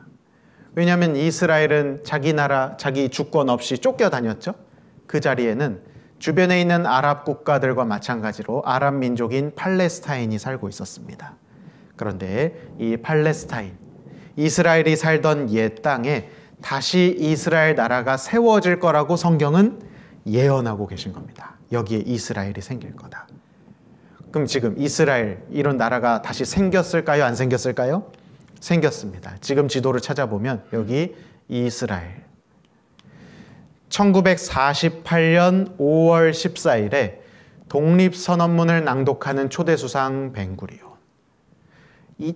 1948년 5월 14일에 이스라엘이 우리는 이스라엘 공화국을 세우겠습니다. 우리 독립하겠습니다라고 지금 발표하고 있는 거예요. 그러자 주변에 있는 많은 나라들은 이스라엘 나라가 태어났다, 이스라엘이 세워졌다, 막 소식을 막 전하고 과거에 이런 사건이 있었습니다. 아랍국 55개 나라가 포진한 가운데 여기 보면 이게 다 아랍 국가들입니다. 그리고 여기 연두색이 이스라엘인데 여기 팔레스타인이 살고 있었어요. 팔레스타인 땅에 2700년 전 성경의 예언대로 그 예언을 우리가 아까 본 겁니다. 구로하는 즉시 자민을 순산한다. 이사야 예언대로 하나님의 도움으로 이스라엘 민족이 나라 이른 지 2500년 만에 나라를 되찾았습니다. 20세기 역사학자들이 말하는 20세기 최고 기적이라고 말합니다. 이게 얼마나 놀라운 일이냐면 불과 지금부터 한 1800년 전 고구려 백제 신라가 있었을 때 백제가 먼저 전성기를 맞고 고구려가 그 다음에 전성기를 맞습니다. 기원 후 5세기경에 고구려가 막 점점점 커져서요. 남쪽으로는 한강 이남으로 충청 지역까지 내려오고 북쪽으로는 압록강과 두만강을 건너서 지금의 중국 지역 거기까지 다 고구려 땅이었습니다. 근데 지금 그 너머는 이제 중국 땅이 됐죠. 우리 땅이 아닙니다. 근데 갑자기 우리가 그 압록강과 두만강을 건너서 태극기를 탁 꽂아가지고 여기부터 이제 한국 땅이라고 하겠습니다. 이 영토를 우리가 되찾겠습니다. 여기는 중국이 아니라 이제부터 한국입니다. 그게 될까요? 안 될까요? 안 되는 겁니다. 근데 이스라엘이 그걸 했다는 거예요. 여기 우리 2500년 전에 우리가 살던 땅이야. 우리가 그때 바벨론에게 멸망은 당했는데 그 전에는 북쪽은 북이스라엘, 남쪽은 남유다. 우리가 살던 곳이야. 이스라엘이 나라를 세워버리는 겁니다. 1948년 5월 14일에 독립을 선언한 거예요. 그리고 1948년 5월 14일에 독립을 선언했는데요. 1948년 5월 15일부터 중동 전쟁이 벌어집니다. 주변에 있는 아랍 국가들이 말도 안 되잖아요. 막 쳐들어온 겁니다. 그러면 여기서 이스라엘이 못 이기면 자기 땅에 나라 세우는 건 포기해야 됩니다. 그런데 놀랍게도 1차 중동전쟁 이스라엘의 승리, 2차 중동전쟁 이스라엘의 승리, 3차 중동전쟁은 전쟁사에서도 유명한 전쟁입니다. 6일 만에 전쟁이 끝나요. 아랍 14개 국가와 이스라엘이 붙었습니다. 이거 70대 1로 싸운 거예요. 그런데 이때 6일 만에 이스라엘이 승리해버립니다. 승리해서 본토 넓이의 6배 땅을 확보하고 그 당시 아랍 국가의 총사령관이었던 나셀은 심장마비로 사망합니다. 말도 안 되는 전쟁, 어마어마한 전쟁의 승리를 이스라엘이 거뒀습니다. 4차 중동 전쟁도 이스라엘이 승리했습니다. 이 사진은 3차 중동 전쟁 때 이스라엘이 본인들의 수도 예루살렘을 탈환하는 겁니다. 예루살렘 땅, 로마 타이터스 장군 하드리안 황제가 쫓아낸 이후로 절대 예루살렘으로 들어갈 수 없었습니다. 그런데 그로부터 1900년 정도 지났는데 예루살렘 들어가는 거예요. 역사적인 순간입니다. 원래 팔레스타인이 살고 있던 곳에서 점점 들어와서 이제는 파란색 이스라엘 땅이 다 정복했습니다. 독립전쟁 이후에 완전히 땅을 다 회복했어요. 그리고 지금 일부 요즘 한창 이슈되는 이 가자지구, 서안지구에 팔레스타인 사람들이 일부 살고 있는 겁니다. 성경의 예언대로 구로하는 즉시 자민을 순산한다. 어떻게 나라가 하루 만에 생기며 민족이 순식간에 나냐. 그러나 시온은, 이스라엘은 하루 만에 나라가 생기고 순식간에 독립하게 될 거다. 가까운 그 과거에 1948년에 이스라엘은 독립했습니다. 그리고 하나님은 이스라엘 백성들이 이제 회복하게 될 것을 말씀하셨는데 구체적으로는 땅이 회복되고 민족이 회복되고 이 복에 대한 것이 회복되는 걸 겁니다. 이제 거꾸로 가는 겁니다. 원래는 자기 땅도 없이 떠돌아다니다가 그 땅은 황무해졌었는데 이제 자기 땅을 되찾고 그 땅이 옥토가 되는 거죠. 아까 4차례의 중동전쟁에서 패배했으면 다시 떠돌아다녀야 되는 겁니다. 아니면 다른 곳에 나라를 세워야 하는 상황이었는데 성경은 에스겔 36장 24절에 내가 너희를 열국 중에서 취하여 내고 열국 중에서 모아 데리고 고토에 들어가겠다. BC 550년 에스겔 성경에는 너희가 열국 중에 있을 때 내가 너희를 취해서 다시 돌아오게 할 건데 어디로 돌아오게 할 거냐면 고토. 고토는 예전에 살던 땅. 아브라함에게 약속하셨던 처음 그 땅. 지금은 팔레스타인이 살고 있고 아랍 세력들이 막 잔뜩 바글바글 살고 있는 그 땅에 들어가게 해주겠다. 정말 말도 안 되는 이 예언이지만 하나님의 능력으로 4차례의 중동전쟁 완벽하게 승리하고 고토를 찾았습니다. 자기 영토를 찾았습니다. 뿐만 아니라 황무지였던 그 땅을 옥토가 되게 해주겠다고 예언하셨는데 똑같이 에스겔 36장입니다. 나 주 여호와가 말하노라. 내가 너희를 모든 죄악에서 정결케 하는 날에 성읍들의 사람이 거접되게 하며 황폐한 것이 건축되게 할 것인즉 전에는 지나가는 자의 눈에 황무하게 보이던 그 황무한 땅이 장차 기경이 될지라. 기경은 밭을 갈아서 정말 아름답게 꾸민 땅을 말합니다.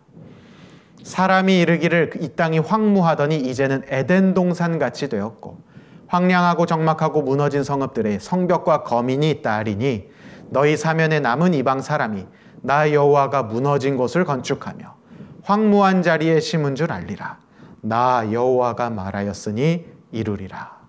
저를 한번 따라해 보겠습니다. 나 여호와가 말하였으니 이루리라. 이건 예언하신 겁니다. 하나님이 너희가 회복하는 그 순간, 회복하는 그때에 이거 이루어질 거다.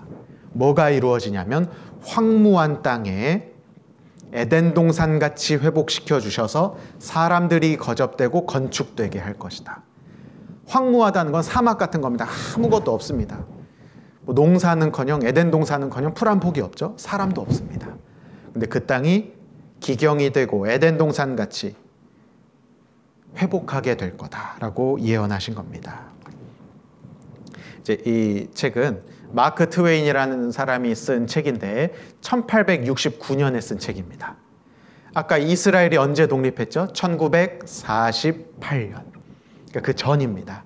1869년에 여러 군데를 여행하면서 썼는데 그중에 이스라엘 땅을 여행하면서 이렇게 썼어요. 그 땅은 극히 황무하였다. 30마일 이쪽 저쪽으로 가도 집 한 채 없는 황량한 곳이었다. 10마일을 달려도 10명의 인간을 볼 수 없었다. 갈릴리 호수에는 배 한 척 떠 있지 않았고 나사렛, 가버나움, 예루살렘, 벳세다, 갈릴리 호수를 방문했는데 그 모든 지역이 황량한 폐허로 남아 있었다. 본 그대로 쓴 겁니다. 정말 황무한 땅이었죠. 이스라엘 땅은 이런 황무한 땅이었습니다. 이제 과거 사진들이죠. 이렇게 황무한 땅, 황무한 땅, 황무한 땅. 그런데 이 황무한 땅에 이스라엘 사람들이 들어오기 시작했고 개가 나기 시작합니다. 점점점 땅이 살아납니다. 이스라엘 땅에는 바다라고 불릴 만큼 큰 갈릴리 호수가 있는데요. 이 호수에 있는 물을 전국으로 뿌립니다. 전국으로 이 관계 시스템을 만들어서 수도를 다 연결해서 풀 한 포기마다 호수 다 지나가게 해서 물을 공급합니다. 이렇게 해서 이 꽃을 딱 심고 꽃 옆에다가 이 갈릴리 호수 물이 여기까지 오게 해가지고요. 여기에 딱 구멍을 뚫는 거예요. 여기서 물이 똑똑똑 떨어져서 가장 효율적으로 물을 공급하게 시스템을 만듭니다. 왜냐하면 이스라엘 땅은 비가 많이 오지 않는 땅이에요. 그러니까 비에 의존할 수 없습니다. 그러니까 최소한의 물을 가지고 효율을 딱 만들어야 되는데 그 갈릴리 호수 물로 이런 농업 시스템을 개발한 겁니다. 그래서 지금 이스라엘 땅은 땅이 회복하고 푸릇푸릇한 땅이 됐습니다. 과거 이랬던 곳이 지금 이렇게 됐다. 비교해서 찍어 놓은 사진입니다. 과거에 이렇게 아무것도 없었는데 지금은 사람들이 살고 있습니다. 과거의 땅이 이렇게 변하고 과거의 땅이 이렇게 변하고 과거의 땅이 이렇게 변했습니다. 1869년에는 갈릴리 호수, 나사렛, 가버나움, 예루살렘, 벳세다에 사람 볼 수 없었다고 되어 있었죠. 근데 지금 갈릴리 호수는 이렇게 사람들이 많이 사는 아름다운 곳이 됐습니다. 나사렛, 가버나움, 예루살렘 이렇게 되어 있습니다. 주변은 여전히 황무한 땅인데요. 여기서 푸릇푸릇한 땅이 있다면 거기는 이스라엘입니다. 여기 딱 경계가 아주 황량한 땅과 푸릇푸릇한 땅으로 나눠집니다. 여기가 이스라엘 땅입니다. 그래서 원래 이스라엘 주변이랑 똑같이 사막과 같았는데 이스라엘이 독립하고 회복하고 사람들이 개간하면서 땅도 점점 살아나기 시작합니다. 원래는 뭘 심는다고 해서 무조건 되는 게 아닌데 이제는 뭘 심어도 되는 땅으로 땅 자체도 스스로 회복하고 있다라고 현지 이스라엘 사람들은 말합니다. 그 중에 한 사람의 인터뷰를 영상으로 보겠습니다. 하지만 2000년 동안 이 땅은 사막이었습니다. 이런 땅에서 뭔가 기르는 것은 불가능했습니다. 사실 많은 사람이 시도했지만 성공하지 못했습니다. 저는 러시아에서 태어났고 3살 때 이스라엘에 왔습니다. 포도원을 시작했을 때가 기억납니다. 모든 것이 돌이었고 포도를 심기 위해 돌에 구멍을 뚫어야 했습니다. 모두 말했습니다. 이건 안 될 거야. 아무것도 자라지 않을 거야.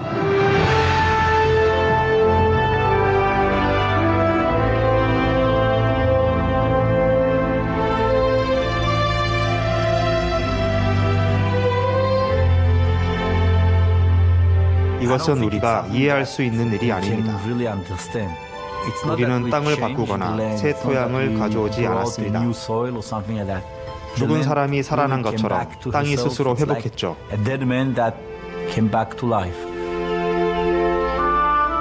제게 이스라엘은 하나님이 존재하시고 아직 우리의 세계 속에서 일하신다는 최고의 증거입니다.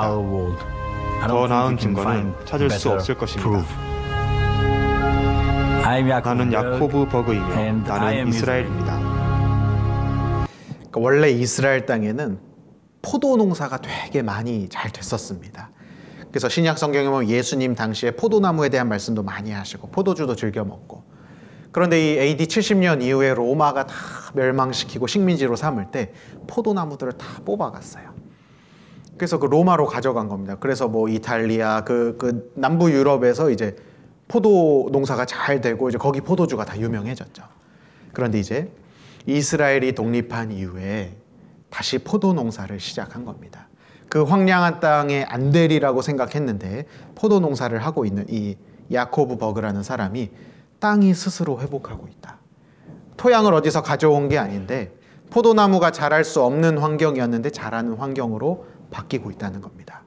과거 환란 당하기 전에 예수님 당시에 포도나무가 많았던 것처럼 이제 다시 포도 농사가 잘 되고 있습니다. 성경 아모스 9장에는 이스라엘 백성들이 회복할 때 다시 포도나무를 심고 포도원을 재배하게 될 거라고 하셨는데 그 예언이 성취되었습니다. 하지만 그래서 보면 땅을 회복하게 해주겠다. 자기 영토에 돌아왔죠? 옥토가 되었습니다. 예언대로 회복했습니다.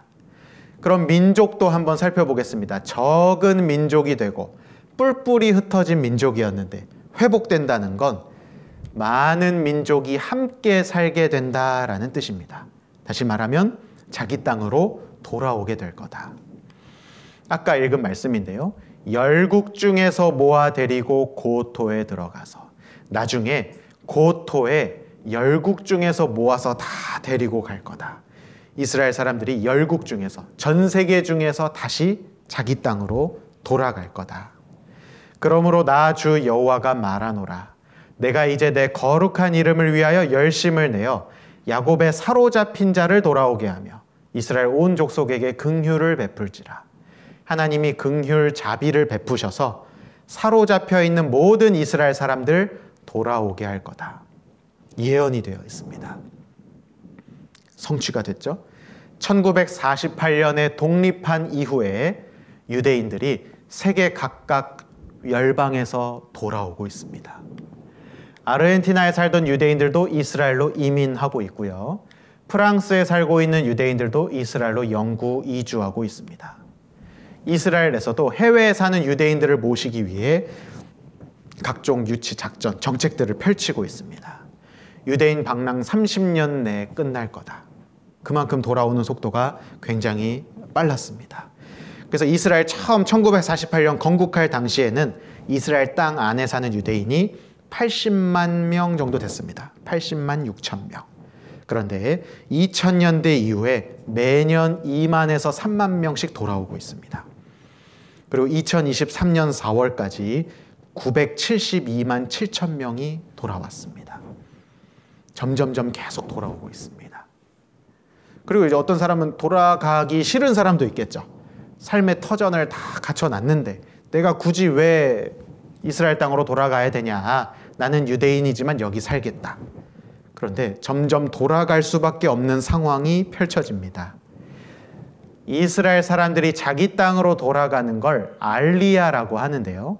이스라엘로 알리야하는 수가 증가한 요인 중에 코로나가 있었습니다. 코로나 때 자꾸 백신에 관련된 문제가 생기는 거예요. 근데 코로나 걸렸을 때 의료 시스템을 이용하는 게 나라마다 혜택이 다 다르죠. 유대인들이 의료 혜택을 잘 못 보거나 백신에 대한 혜택을 잘 못 보는데 저기서 무슨 소리가 들리는 거예요. 여기 이스라엘인데 일로 돌아와. 돌아오면 이것도 잘해주고 저것도 잘해준다고. 유대인들이 다시 돌아오게 하는 정책들, 의료 정책들을 펼치는 겁니다. 그래서 돌아간 유대인들이 더 많아졌습니다. 또 이거는 러시아 우크라이나 전쟁 때 동원령이 딱 선포됐어요. 러시아 안에 이제 전쟁 징집하는 겁니다. 이때 이스라엘로 입국하는 러시아 유대인이 급증했다. 그러니까 자꾸 전쟁이 많아지니까 전쟁을 피해서 원래는 돌아갈 생각이 없었어도 전쟁 피해서 돌아가는 유대인들이 점점 많아졌습니다. 이사야 43장에는 이런 말씀이 있습니다. 두려워 말라. 내가 너와 함께하여 내 자손을 동방에서부터 오게 하며 서방에서부터 너를 모을 것이다. 역시 BC 700년 이스라엘이 독립하기 2700년 전에 동방, 서방, 북방, 남방에서 민족들이 몰려들 것을 예언한 겁니다. 근데 보면 동서남북에서 몰려드는데 동방에서부터 오게 하며 서방에서부터 모을 것이다. 보면 동쪽은 아시아고요. 서쪽은 유럽입니다. 이스라엘로 돌아가야지 아시아나 유럽에서는 자유롭게 돌아갈 수 있었어요. 그래서 성경에서는 오게 한다, 모은다. 그런데 내가 북방에게 이르기를 놓으라. 북방에서 오게 한다 이렇게 안 하시고 북방은 놓으라고 말씀하십니다. 왜냐하면 북쪽에서는 붙잡고 있었어요. 이스라엘 북쪽은 어느 나라냐면 이스라엘 북쪽 모스크바 여기 러시아입니다. 러시아. 1971년 실제로 있었던 일인데요. 박해 속에 사는 소련 유대인들 320만 명이 귀향을 염원한다. 고향으로 돌아가고 싶은 320만 명의 유대인들이 있었는데 러시아에서 박해를 당하는 거예요. 그게 뭐냐면 러시아에서 이제 이민 가야지 하니까 러시아 정부에서 유대인들에게 이민세를 먹인 겁니다. 이사 가려면 돈 내놓고 가라는 거예요. 사회주의 혜택을 다 받았으니까 근데 갑자기 이사 간다고 하니까 이민 가려면 어마어마한 가격의 이민세를 책정해 놓고 못 가게 하는 겁니다. 그러니까 가고 싶은데 돈이 없어서 못 가는 거죠. 어마어마한 금액의 이민세 때문에 못 가는 겁니다. 그때 1973년에 미국 밀과 바꾸는 유대인 이민세. 미국이 나섭니다. 미국 밀로 유대인 이민세를 내줘요. 흉작 노린 닉슨의 압력이 주요했고 무역협정 미끼에 러시아가 결국 굴복합니다. 러시아에 흉작이 있었고요. 미국 대통령이 이제 외교 정책을 펼친 거죠. 내가 너희에게 밀 싸게 수출할게. 대신에 유대인들 이민세 좀 어떻게 좀 해줘. 그러니까 무역협정의 미끼에 이 러시아가 굴복합니다. 그래서 미국 식량 밀을 이렇게 혜택을 주니까 소련이 유대인들을 놔주는 겁니다. 그래서 미국과 소련이 러시아 그 유대인들 인권 문제, 이민 문제 논란을 타결합니다. 그래서 미국은 무역상 최애국으로 소련을 대우해주고 소련은 유대인의 이민을 허용했다. 그래서 소련 유대인들이 엑소더스, 탈출이란 뜻입니다. 이스라엘 땅으로 돌아갑니다. 그리고 남방에게 이르기를 구류하지 말라. 남쪽도 문제가 있었어요. 유대인들을 오게 하고 싶은데 가둬놓고 있었던 겁니다. 남쪽에는 이디오피아라는 나라가 있습니다. 이디오피아에 유대인들이 많이 살고 있었어요. 그래서 검은 유대인이라고 부릅니다. 근데 그들이 탈출하는 사건이 있었어요. 검은 유대인 출 이디오피아, 현대판 엑소더스. 검은 유대인 현대판 출애굽기, 모세 작전, 솔로몬 작전 통해서 거기에 있는 유대인들을 탈출시켜서 구류하고 있는 유대인들을 데리고 온 사건이 있습니다. 에티오피아 유대인 대탈출. 그래서 비행기를 보내가지고요, 에티오피아 탈출하는 작전들도 있었습니다. 이 당시에 막 가둬놓고 안 보내주니까 그 에티오피아가 혼란스러운 틈을 타가지고요, 비행기 보내가지고 유대인들을 다 데리고 온 일이 있었습니다. 성경대로 놓으라고 해서 놓아주고 구류하지 말라고 해서 구류하지 않고 다 모으겠다는 말씀이 성취가 됐습니다. 정말 많은 민족이 함께 살게 되는 회복, 성경의 예언대로 지금 성취됐고 계속 성취되고 있습니다. 지금도 이스라엘 백성들은 돌아가고 있습니다. 그리고 복, 칼이 따라다니고 꼬리와 같은 나라가 이제 강한 나라가 되고 머리와 같은 나라가 될 것이다. 이사야 60장 22절 같이 한번 읽어보겠습니다. 그 작은 자가 천을 이루겠고 그 약한 자가 강국을 이룰 것이라. 때가 되면 나 여호와가 속히 이루리라. 또 나왔습니다. 때가 되면 나 여호와가 속히 이루리라. 지금부터 2700년 전에 때가 되면 속히 이루어주겠다. 이루어진다. 뭐가 이루어지냐면 작은 자가 천이 되고 약한 자가 강국이 된다는 겁니다. 이스라엘은 세상에서 가장 약한 나라, 가장 작은 나라가 됐습니다. 세상의 전체 민족의 60%가 그 짧은 기간 안에 저렇게 비참하게 가스 실어서 죽어간다. 그런 작은 약한 민족이 없었습니다. 그런데 하나님은 이 약한 민족이 강국이 될 거다. 작은 자가 천을 이룰 거다. 때가 되면 하나님이 성취시켜 주겠다고 말씀하셨습니다. 그리고 그 때가 지금이고 2024년 우리 지금 이스라엘이 강국이 되는 시대를 살고 있습니다. 우리는 그 예언의 성취를 보고 있습니다. 먼저 어떻게 강국이 되게 해주시냐면 열방의 재물이 너에게 올 거다. 첫 번째는 재물입니다. 성경은 이스라엘이 열방의 재물을 가지게 될 거라고 예언하셨습니다. 그래서 1948년 독립한 이스라엘, 유대인들은 점점점 돌아가고 있기도 하지만 전 세계에 흩어진 유대인들은 돈을 정말 잘 법니다. 유대인, 세계 부를 지배하는 0.2%, 인구는 0.2%예요. 그러니까 100명 중에 2명도 아니고요, 1000명 중에 2명밖에 안 됩니다. 아주 적은 민족이죠. 근데 세계 부를 지배한다. 1000명 중에 2명밖에 안 되는데 나머지 998명의 재산을 관리하고 지배하는 민족, 그게 유대인입니다. 유명한 유대인들, 영원한 금융 황제 로스차일드, 유대인입니다. 과거 금융업계를 막 쥐락펴락했었던 이 로스차일드 가문이 유대인들입니다. 유대 명문가인 로스차일드가도 흥미롭다. 세계에서 돈을 가장 탁월하게 관리하는 집안으로 알려져 있죠. 세계 매일매일의 금 시세를 이 집안이 결정합니다. 이 로스차일드 가문은 유대인들입니다. 그러니까 돈 많이 버는 사람들은 다 유대인입니다. 미국 역대 최고 부자는 록펠러입니다. 석유 재벌. 그런데 록펠러도 유대인입니다. 유대인. 그래서 지금 이 석유를 유통하는 유통업을 유대인들이 꽉 잡고 있죠. 전 세계적인 부자들입니다. 세계 100대 기업 소유주의 40%가 유대인입니다. 전 세계 40% 인구가 유대인이 아닙니다. 0.2%밖에 안 되는데 전 세계 100대 기업, 가장 잘 되는 100대 기업 중에 40% 소유주가 유대인입니다. 그러니까 유명한 것들 다 우리가 잘 알고 있는 것들 대부분 유대인들이 창업하거나 소유하고 있습니다.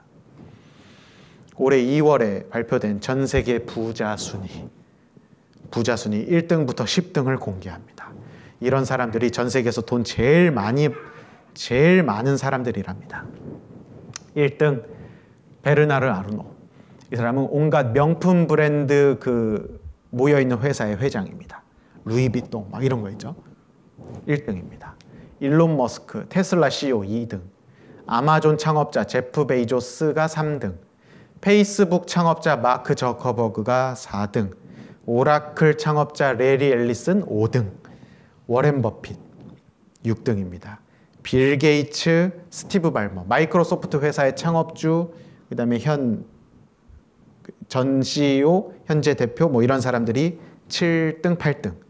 그다음에 구글 창업자, 공동 창업자 중에 한 명 레리 페이지가 9등입니다. 그럼 이 중에 유대인이 몇 명이냐면 7명입니다. 본인이 유대인이라고 밝히거나 다른 사람들이 유대인이라고 이렇게 말하는 사람 7명입니다. 11등, 12등도 유대인입니다. 전 세계에서 돈 제일 많이 버는 사람들은 다 유대인. 그래서 이런 책들도 있어요. 돈 많이 벌고 싶은 사람들이 이런 책을 사서 봅니다. 유대인 경제사, 유대인 부자들이 돈 버는 지혜, 슈퍼리치 유대인. 그들은 어떻게 세계적인 부자가 될 수 있었을까? 이미 전 세계적으로 돈 많이 버는 민족, 유대인. 우리 너무 잘 알고 있습니다. 근데 이스라엘 보고 성경 봐야죠. 성경에 보면 또 두렵건대 내가 마음에 이르기를 내 능과 내 손의 힘으로 내가 이 재물을 얻었다 할까 하노라. 하나님이 두렵다. 왜냐하면 이스라엘 사람들이 마음속에 스스로 내 능력, 내 손의 힘으로 내가 이 재물을 얻었다 생각할까 두렵다. 그게 아니라는 거죠. 하나님께서 내 하나님 여호와를 기억하라. 그가 내게 재물 얻을 능을 주셨음이라. 이같이 하심은 내 열조에게 맹세하신 언약, 회복시켜주겠다는 그 언약, 오늘과 같이 이루려 하심이니라. 이스라엘 백성들이 재물을 많이 벌고 열방의 재물을 얻게 된다는 이 예언이 성취된 이유가 뭐냐면 하나님이 재물 얻을 능을 주시는 거예요. 이스라엘 보고 성경 보면 하나님이 보입니다. 왜 저 민족은 특별하게 저렇게 돈을 많이 벌까? 그 이유는 하나님이 회복시켜 주시는 겁니다. 하나님이 능력을 주고 계신 거예요. 열방의 재물이 내게 오겠다. 어느 민족이 전 세계의 열방의 재물을 가질 수 있을까? 근데 그 예언이 이스라엘 민족에게 회복 성취되었습니다. 뿐만 아니라 바다의 풍부가 내게로 돌아올 거다. 바다의 풍부, 여러 가지 의미가 있지만 바닷속에 있는 어마어마한 자원을 발견하게 됩니다. 이 이스라엘 땅을 아까 지도 너무 복잡하니까 다시 지도를 그리면요. 이스라엘 땅은요. 이렇게 해서 여기 갈릴리 호수가 있고 요단강이 있고 사해 바다가 있습니다. 그다음에 이제 이렇게 해서 주변에 있는 뭐 사우디아라비아, 뭐 이라크, 이쪽에 이란, 이라크 많은 중동 지역의 나라들은 지하 자원이 어마어마하게 나오는 나라입니다. 어제 에덴 동산의 옛자리 꽂으면 뭐가 나오냐면 석유가 나오는 거예요. 이게 액체로 나오면 석유라 그러고요. 기체로 나오면 천연가스라고 합니다. 전 세계 60에서 70%가 나오는 석유와 천연가스들을 여기서 다 유통하고 있어요. 수출하고 있습니다. 그런데 이상하게 이스라엘 땅에서만 지하 자원이 안 나오는 겁니다. 그래서 누구는 농담으로 아이고 우리 모세랑 여호수아가 해필 여기로 와가지고 아브라함이 해필 여기로 와가지고 여기는 지하 자원이 안 나온다고. 그래서 이스라엘은 어떻게 했냐면 그 석유를 수입해서 썼었어요. 근데 옆에서 살 수 있을까요? 없을까요? 없어요. 얼마 전까지 중동 전쟁하던 나라들이죠. 그러니까 여기서 오면은 뭐 싸게 살 수 있는데 못 사니까 저 멀리서 비싸게 사오는 겁니다. 저 남아메리카에서 저기서 비싸게 사왔어요. 그러니까 이 지하 자원은 너무 중요한데 항상 손해를 보는 나라가 이스라엘이었습니다. 근데 2000년대 들어와서 이스라엘 앞바다 지중해에서 어마어마한 지하 자원이 발견됩니다. 그리고 본격적으로 2011년부터 그 지하 자원을 캐기 시작해요. 그 내용을 보면 2011년 1월 1일 신문에 이스라엘 100년간 쓸 가스전을 개발했다. 100년간 쓸. 어마어마한 양을 발견한 겁니다. 여기가 이스라엘 땅인데요. 이 앞에 지중해 앞바다에서 천연가스를 어마어마하게 발견한 거예요. 이스라엘의 주요 셰일 유전 가스전 해서 이스라엘 땅 안에서는 석유가 나오고 바다에서는 천연가스가 나오는 겁니다. 여기 1번 시펠라라는 곳에서 유전이 발견됐는데 원유 2,500억 배럴이 발견돼요. 이게 세계 1위 사우디아라비아 매장량 2,600억 배럴에 육박하는 어마어마한 양입니다. 그러니까 사우디아라비아는 이렇게 석유가 고여 있어요. 2,600억 배럴. 그래서 꽂으면 나오는 거고 이스라엘은 그동안 왜 발견을 못했냐면 매장되어 있는 형태가 좀 달랐습니다. 액체로 이렇게 고여 있어서 꽂아서 나오는 게 아니라 셰일이라는 암석이 이끼처럼 덕지덕지 붙어 있었어요. 이 원유들이. 이제 그거를 뽑아서 정제하는 기술이 2000년대에 등장한 겁니다. 그러니까 2011년부터 그럼 우리도 이거 지하 자원 나오는 거네. 조사해 보니까 2,500억 배럴이었습니다. 2,500억 배럴. 그다음에 리바이어던 여기에서 천연가스가 어마어마하게 발견됩니다. 천연가스. 이 리바이어던을 제가 좀 조사해 보니까 여기서 나오는 천연가스가 미국 천연가스 매장량의 절반에 해당하는 양입니다. 최근 10년간 세계에서 발견된 양 중에 최대 양입니다. 이스라엘이 100년치 사용할 수 있는 양입니다. 2022년 10월까지 위에 있는 레바논이랑 이거 네 거냐 내 거냐 이제 영유권 갖고 막 싸우다가 2022년 10월부터 마무리가 되고 이스라엘의 소유가 되었습니다. 인정을 제대로 받았습니다. 어마어마한 자원들이 이제는 나오고 있어요. 에너지 강국으로 부상했습니다. 너무 서러웠거든요. 막 여기 가서 수입하고 저희 가서 가까운 데서 수입도 못하고 수입국이었는데 이제 수출국으로 바뀌었습니다. 자기들이 쓸 양도 충분하고 이제는 수출하는 겁니다. 바다에서 풍부한 지하 자원이 나오죠. 이스라엘 가스, 천연가스를 대량으로 수출한다. 그래서 그리스와 유럽 가스관 연결해서 유럽에다가 수출합니다. 어마어마한 지하 자원이 발견됩니다. 또 뿐만 아니라 너를 괴롭게 하던 자의 자손이 몸을 굽혀 내게 나오며 너를 멸시하던 모든 자가 내 발 아래 엎드린다. 정치적으로 강국이 될 것을 예언하셨습니다. 이사야 성경 BC 700년이죠. 원래는 이스라엘이 항상 굽혔어요. 로마에게 굽히고 독일에게 굽히고 멸시를 받았죠. 확 죽임 당했습니다. 근데 이제는 그런 자들이 너희에게 몸을 굽히면서 나올 거다. 너희의 발 아래 엎드릴 거다. 이런 예언이 있었습니다. 이 예언이 우리 시대에 정확하게 성취됩니다. 다윗의 별, 이스라엘을 이렇게 의미하는 말입니다. 세계를 지배한다. 막강한 자본력으로 선진국 정치, 경제, 언론계를 장악한다. 그러니까 유대인들이 각 나라에 흩어져 있는데 각 나라의 정치 세력을 장악하고 있습니다. 이거는 1995년 이스라엘의 총리가 암살당하고 장례식 하는 건데요. 이때 전 세계에 있는 정치 거물들이 찾아와서 조문하고 있는 겁니다. 미국 클린턴 대통령을 포함해서 다 막 찾아오는 거예요. 이스라엘의 위상이 높아졌습니다. 미국 의회 행정부 유태인 손에 놀아난다. 미국도 유대인들이 정치를 장악하고 있습니다. 미국 인구의 2%지만 힘은 최강이다. 미국은 유대인이 지배하는 나라다. 그러니까 미국의 대통령도 있고 그 정치 세력이 있잖아요. 유대인들이 거기에 엄청난 영향력을 행사합니다. 막강한 자본력으로. 그래서 미국은 항상 이스라엘을 도와주는 방향으로 정책을 결정합니다. 공화당이든 민주당이든 상관없습니다. 미국은 이스라엘을 항상 도와줘요. 그래서 트럼프 대통령 때도 이스라엘 편 들었고요. 바이든 대통령 때도 이스라엘 편을 듭니다.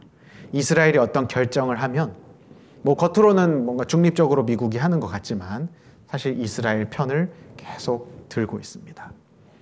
지금 이스라엘 하마스가 막 전쟁하고 막 헤즈볼라 막 테러하고 이스라엘 엄청 막 전쟁 많이 하는데 이거 중재해야 되는 거 아니냐, 미국이. 겉으로는 이제 중재해야 된다라고 말하지만 무기도 지원해주고. 또 이스라엘 아무도 못 말립니다, 지금. 미국도 못 말립니다. 이스라엘은 정치적으로 위상이 높아졌다라고 할 수 있습니다.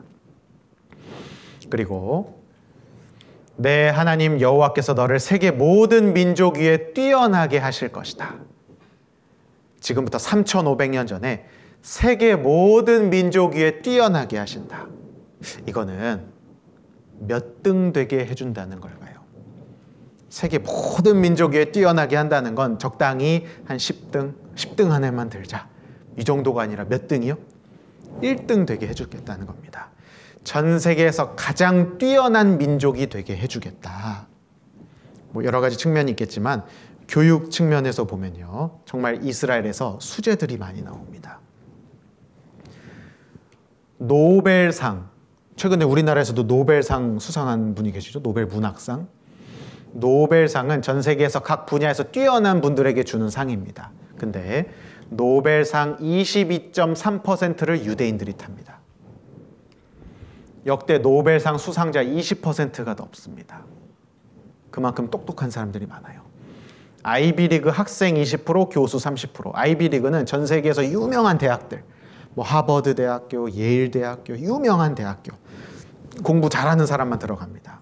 거기에 학생 20%가 유대인, 30%가 교수. 전체 인구의 0.2%밖에 안 되는 유대인들이 이렇습니다. 그래서 이런 책들도 있어요. 유대인들의 경제관념도 배우고 싶은데 교육법도 배우고 싶어갖고요. 부모라면 놓쳐서는 안 된답니다. 그러니까 세계적으로 자녀 교육에 관심이 있다. 유대인 교육법 중에 생각하는 법, 하브루타 교육 방법이 있습니다. 이런 걸 자꾸 막 배워요, 사람들이. 그만큼 전 세계적으로 영향을 끼치는 나라, 전 세계 중에 1등 된 나라, 가장 뛰어난 나라가 이스라엘입니다. 그래서 복을 주시겠다. 원래는 막 칼이 따라다니고 꼬리 같은 나라였어요.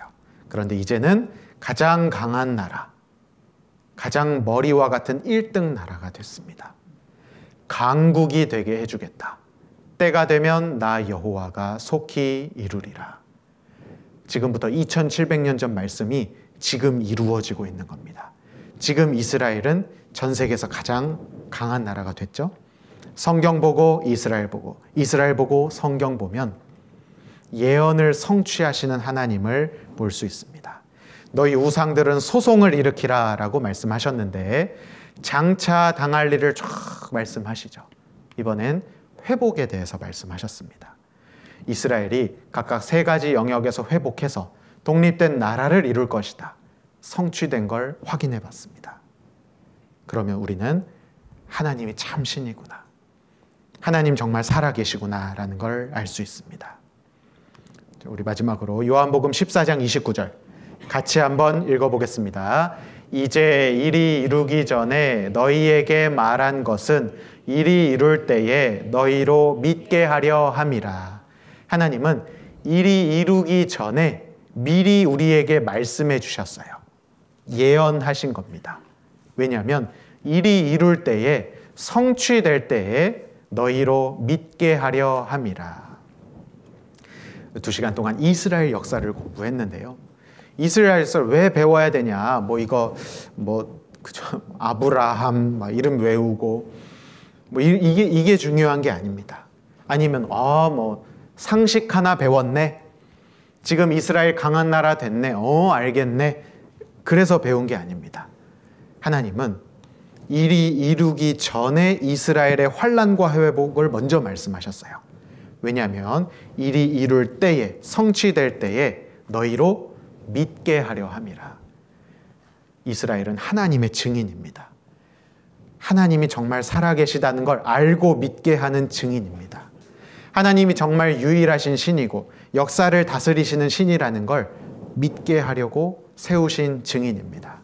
우리는 이스라엘의 환난과 회복을 보고 한 가지 결론에 도달해야 됩니다. 하나님은 살아계시다. 하나님은 살아계시다. 그래서 하나님을 증거하는 가장 강력한 증거가 이스라엘인데, 오늘 말씀을 통해서 눈에 보이진 않지만 역사 가운데 계속 일해 오셨고 이스라엘 역사 가운데 본인을 나타내신 하나님을 알고 믿는 시간이 되셨으면 좋겠습니다. 기도하고 마치겠습니다. 하나님, 감사합니다. 하나님이 선택하신 민족 이스라엘을 통해 살아계신 하나님을 발견할 수 있도록 도와주셔서 감사드립니다. 하나님의 말씀인 성경을 보고 흘러가는 이스라엘 역사를 확인하는 가운데 미래의 역사를 미리 말씀하시고 성취하시는 놀라운 모습을 통해 하나님 발견할 수 있게 도와주셔서 감사드립니다. 우리에게 확실한 믿음을 더해 주시고 하나님 앞에 나아갈 수 있도록 끝까지 함께 해 주시옵소서. 이후에 진행되는 모든 일정 가운데 하나님 계속해서 함께 해주시고 도와주시기를 부탁드리며 저희를 사랑하시는 예수님의 이름으로 기도드렸습니다. 아멘.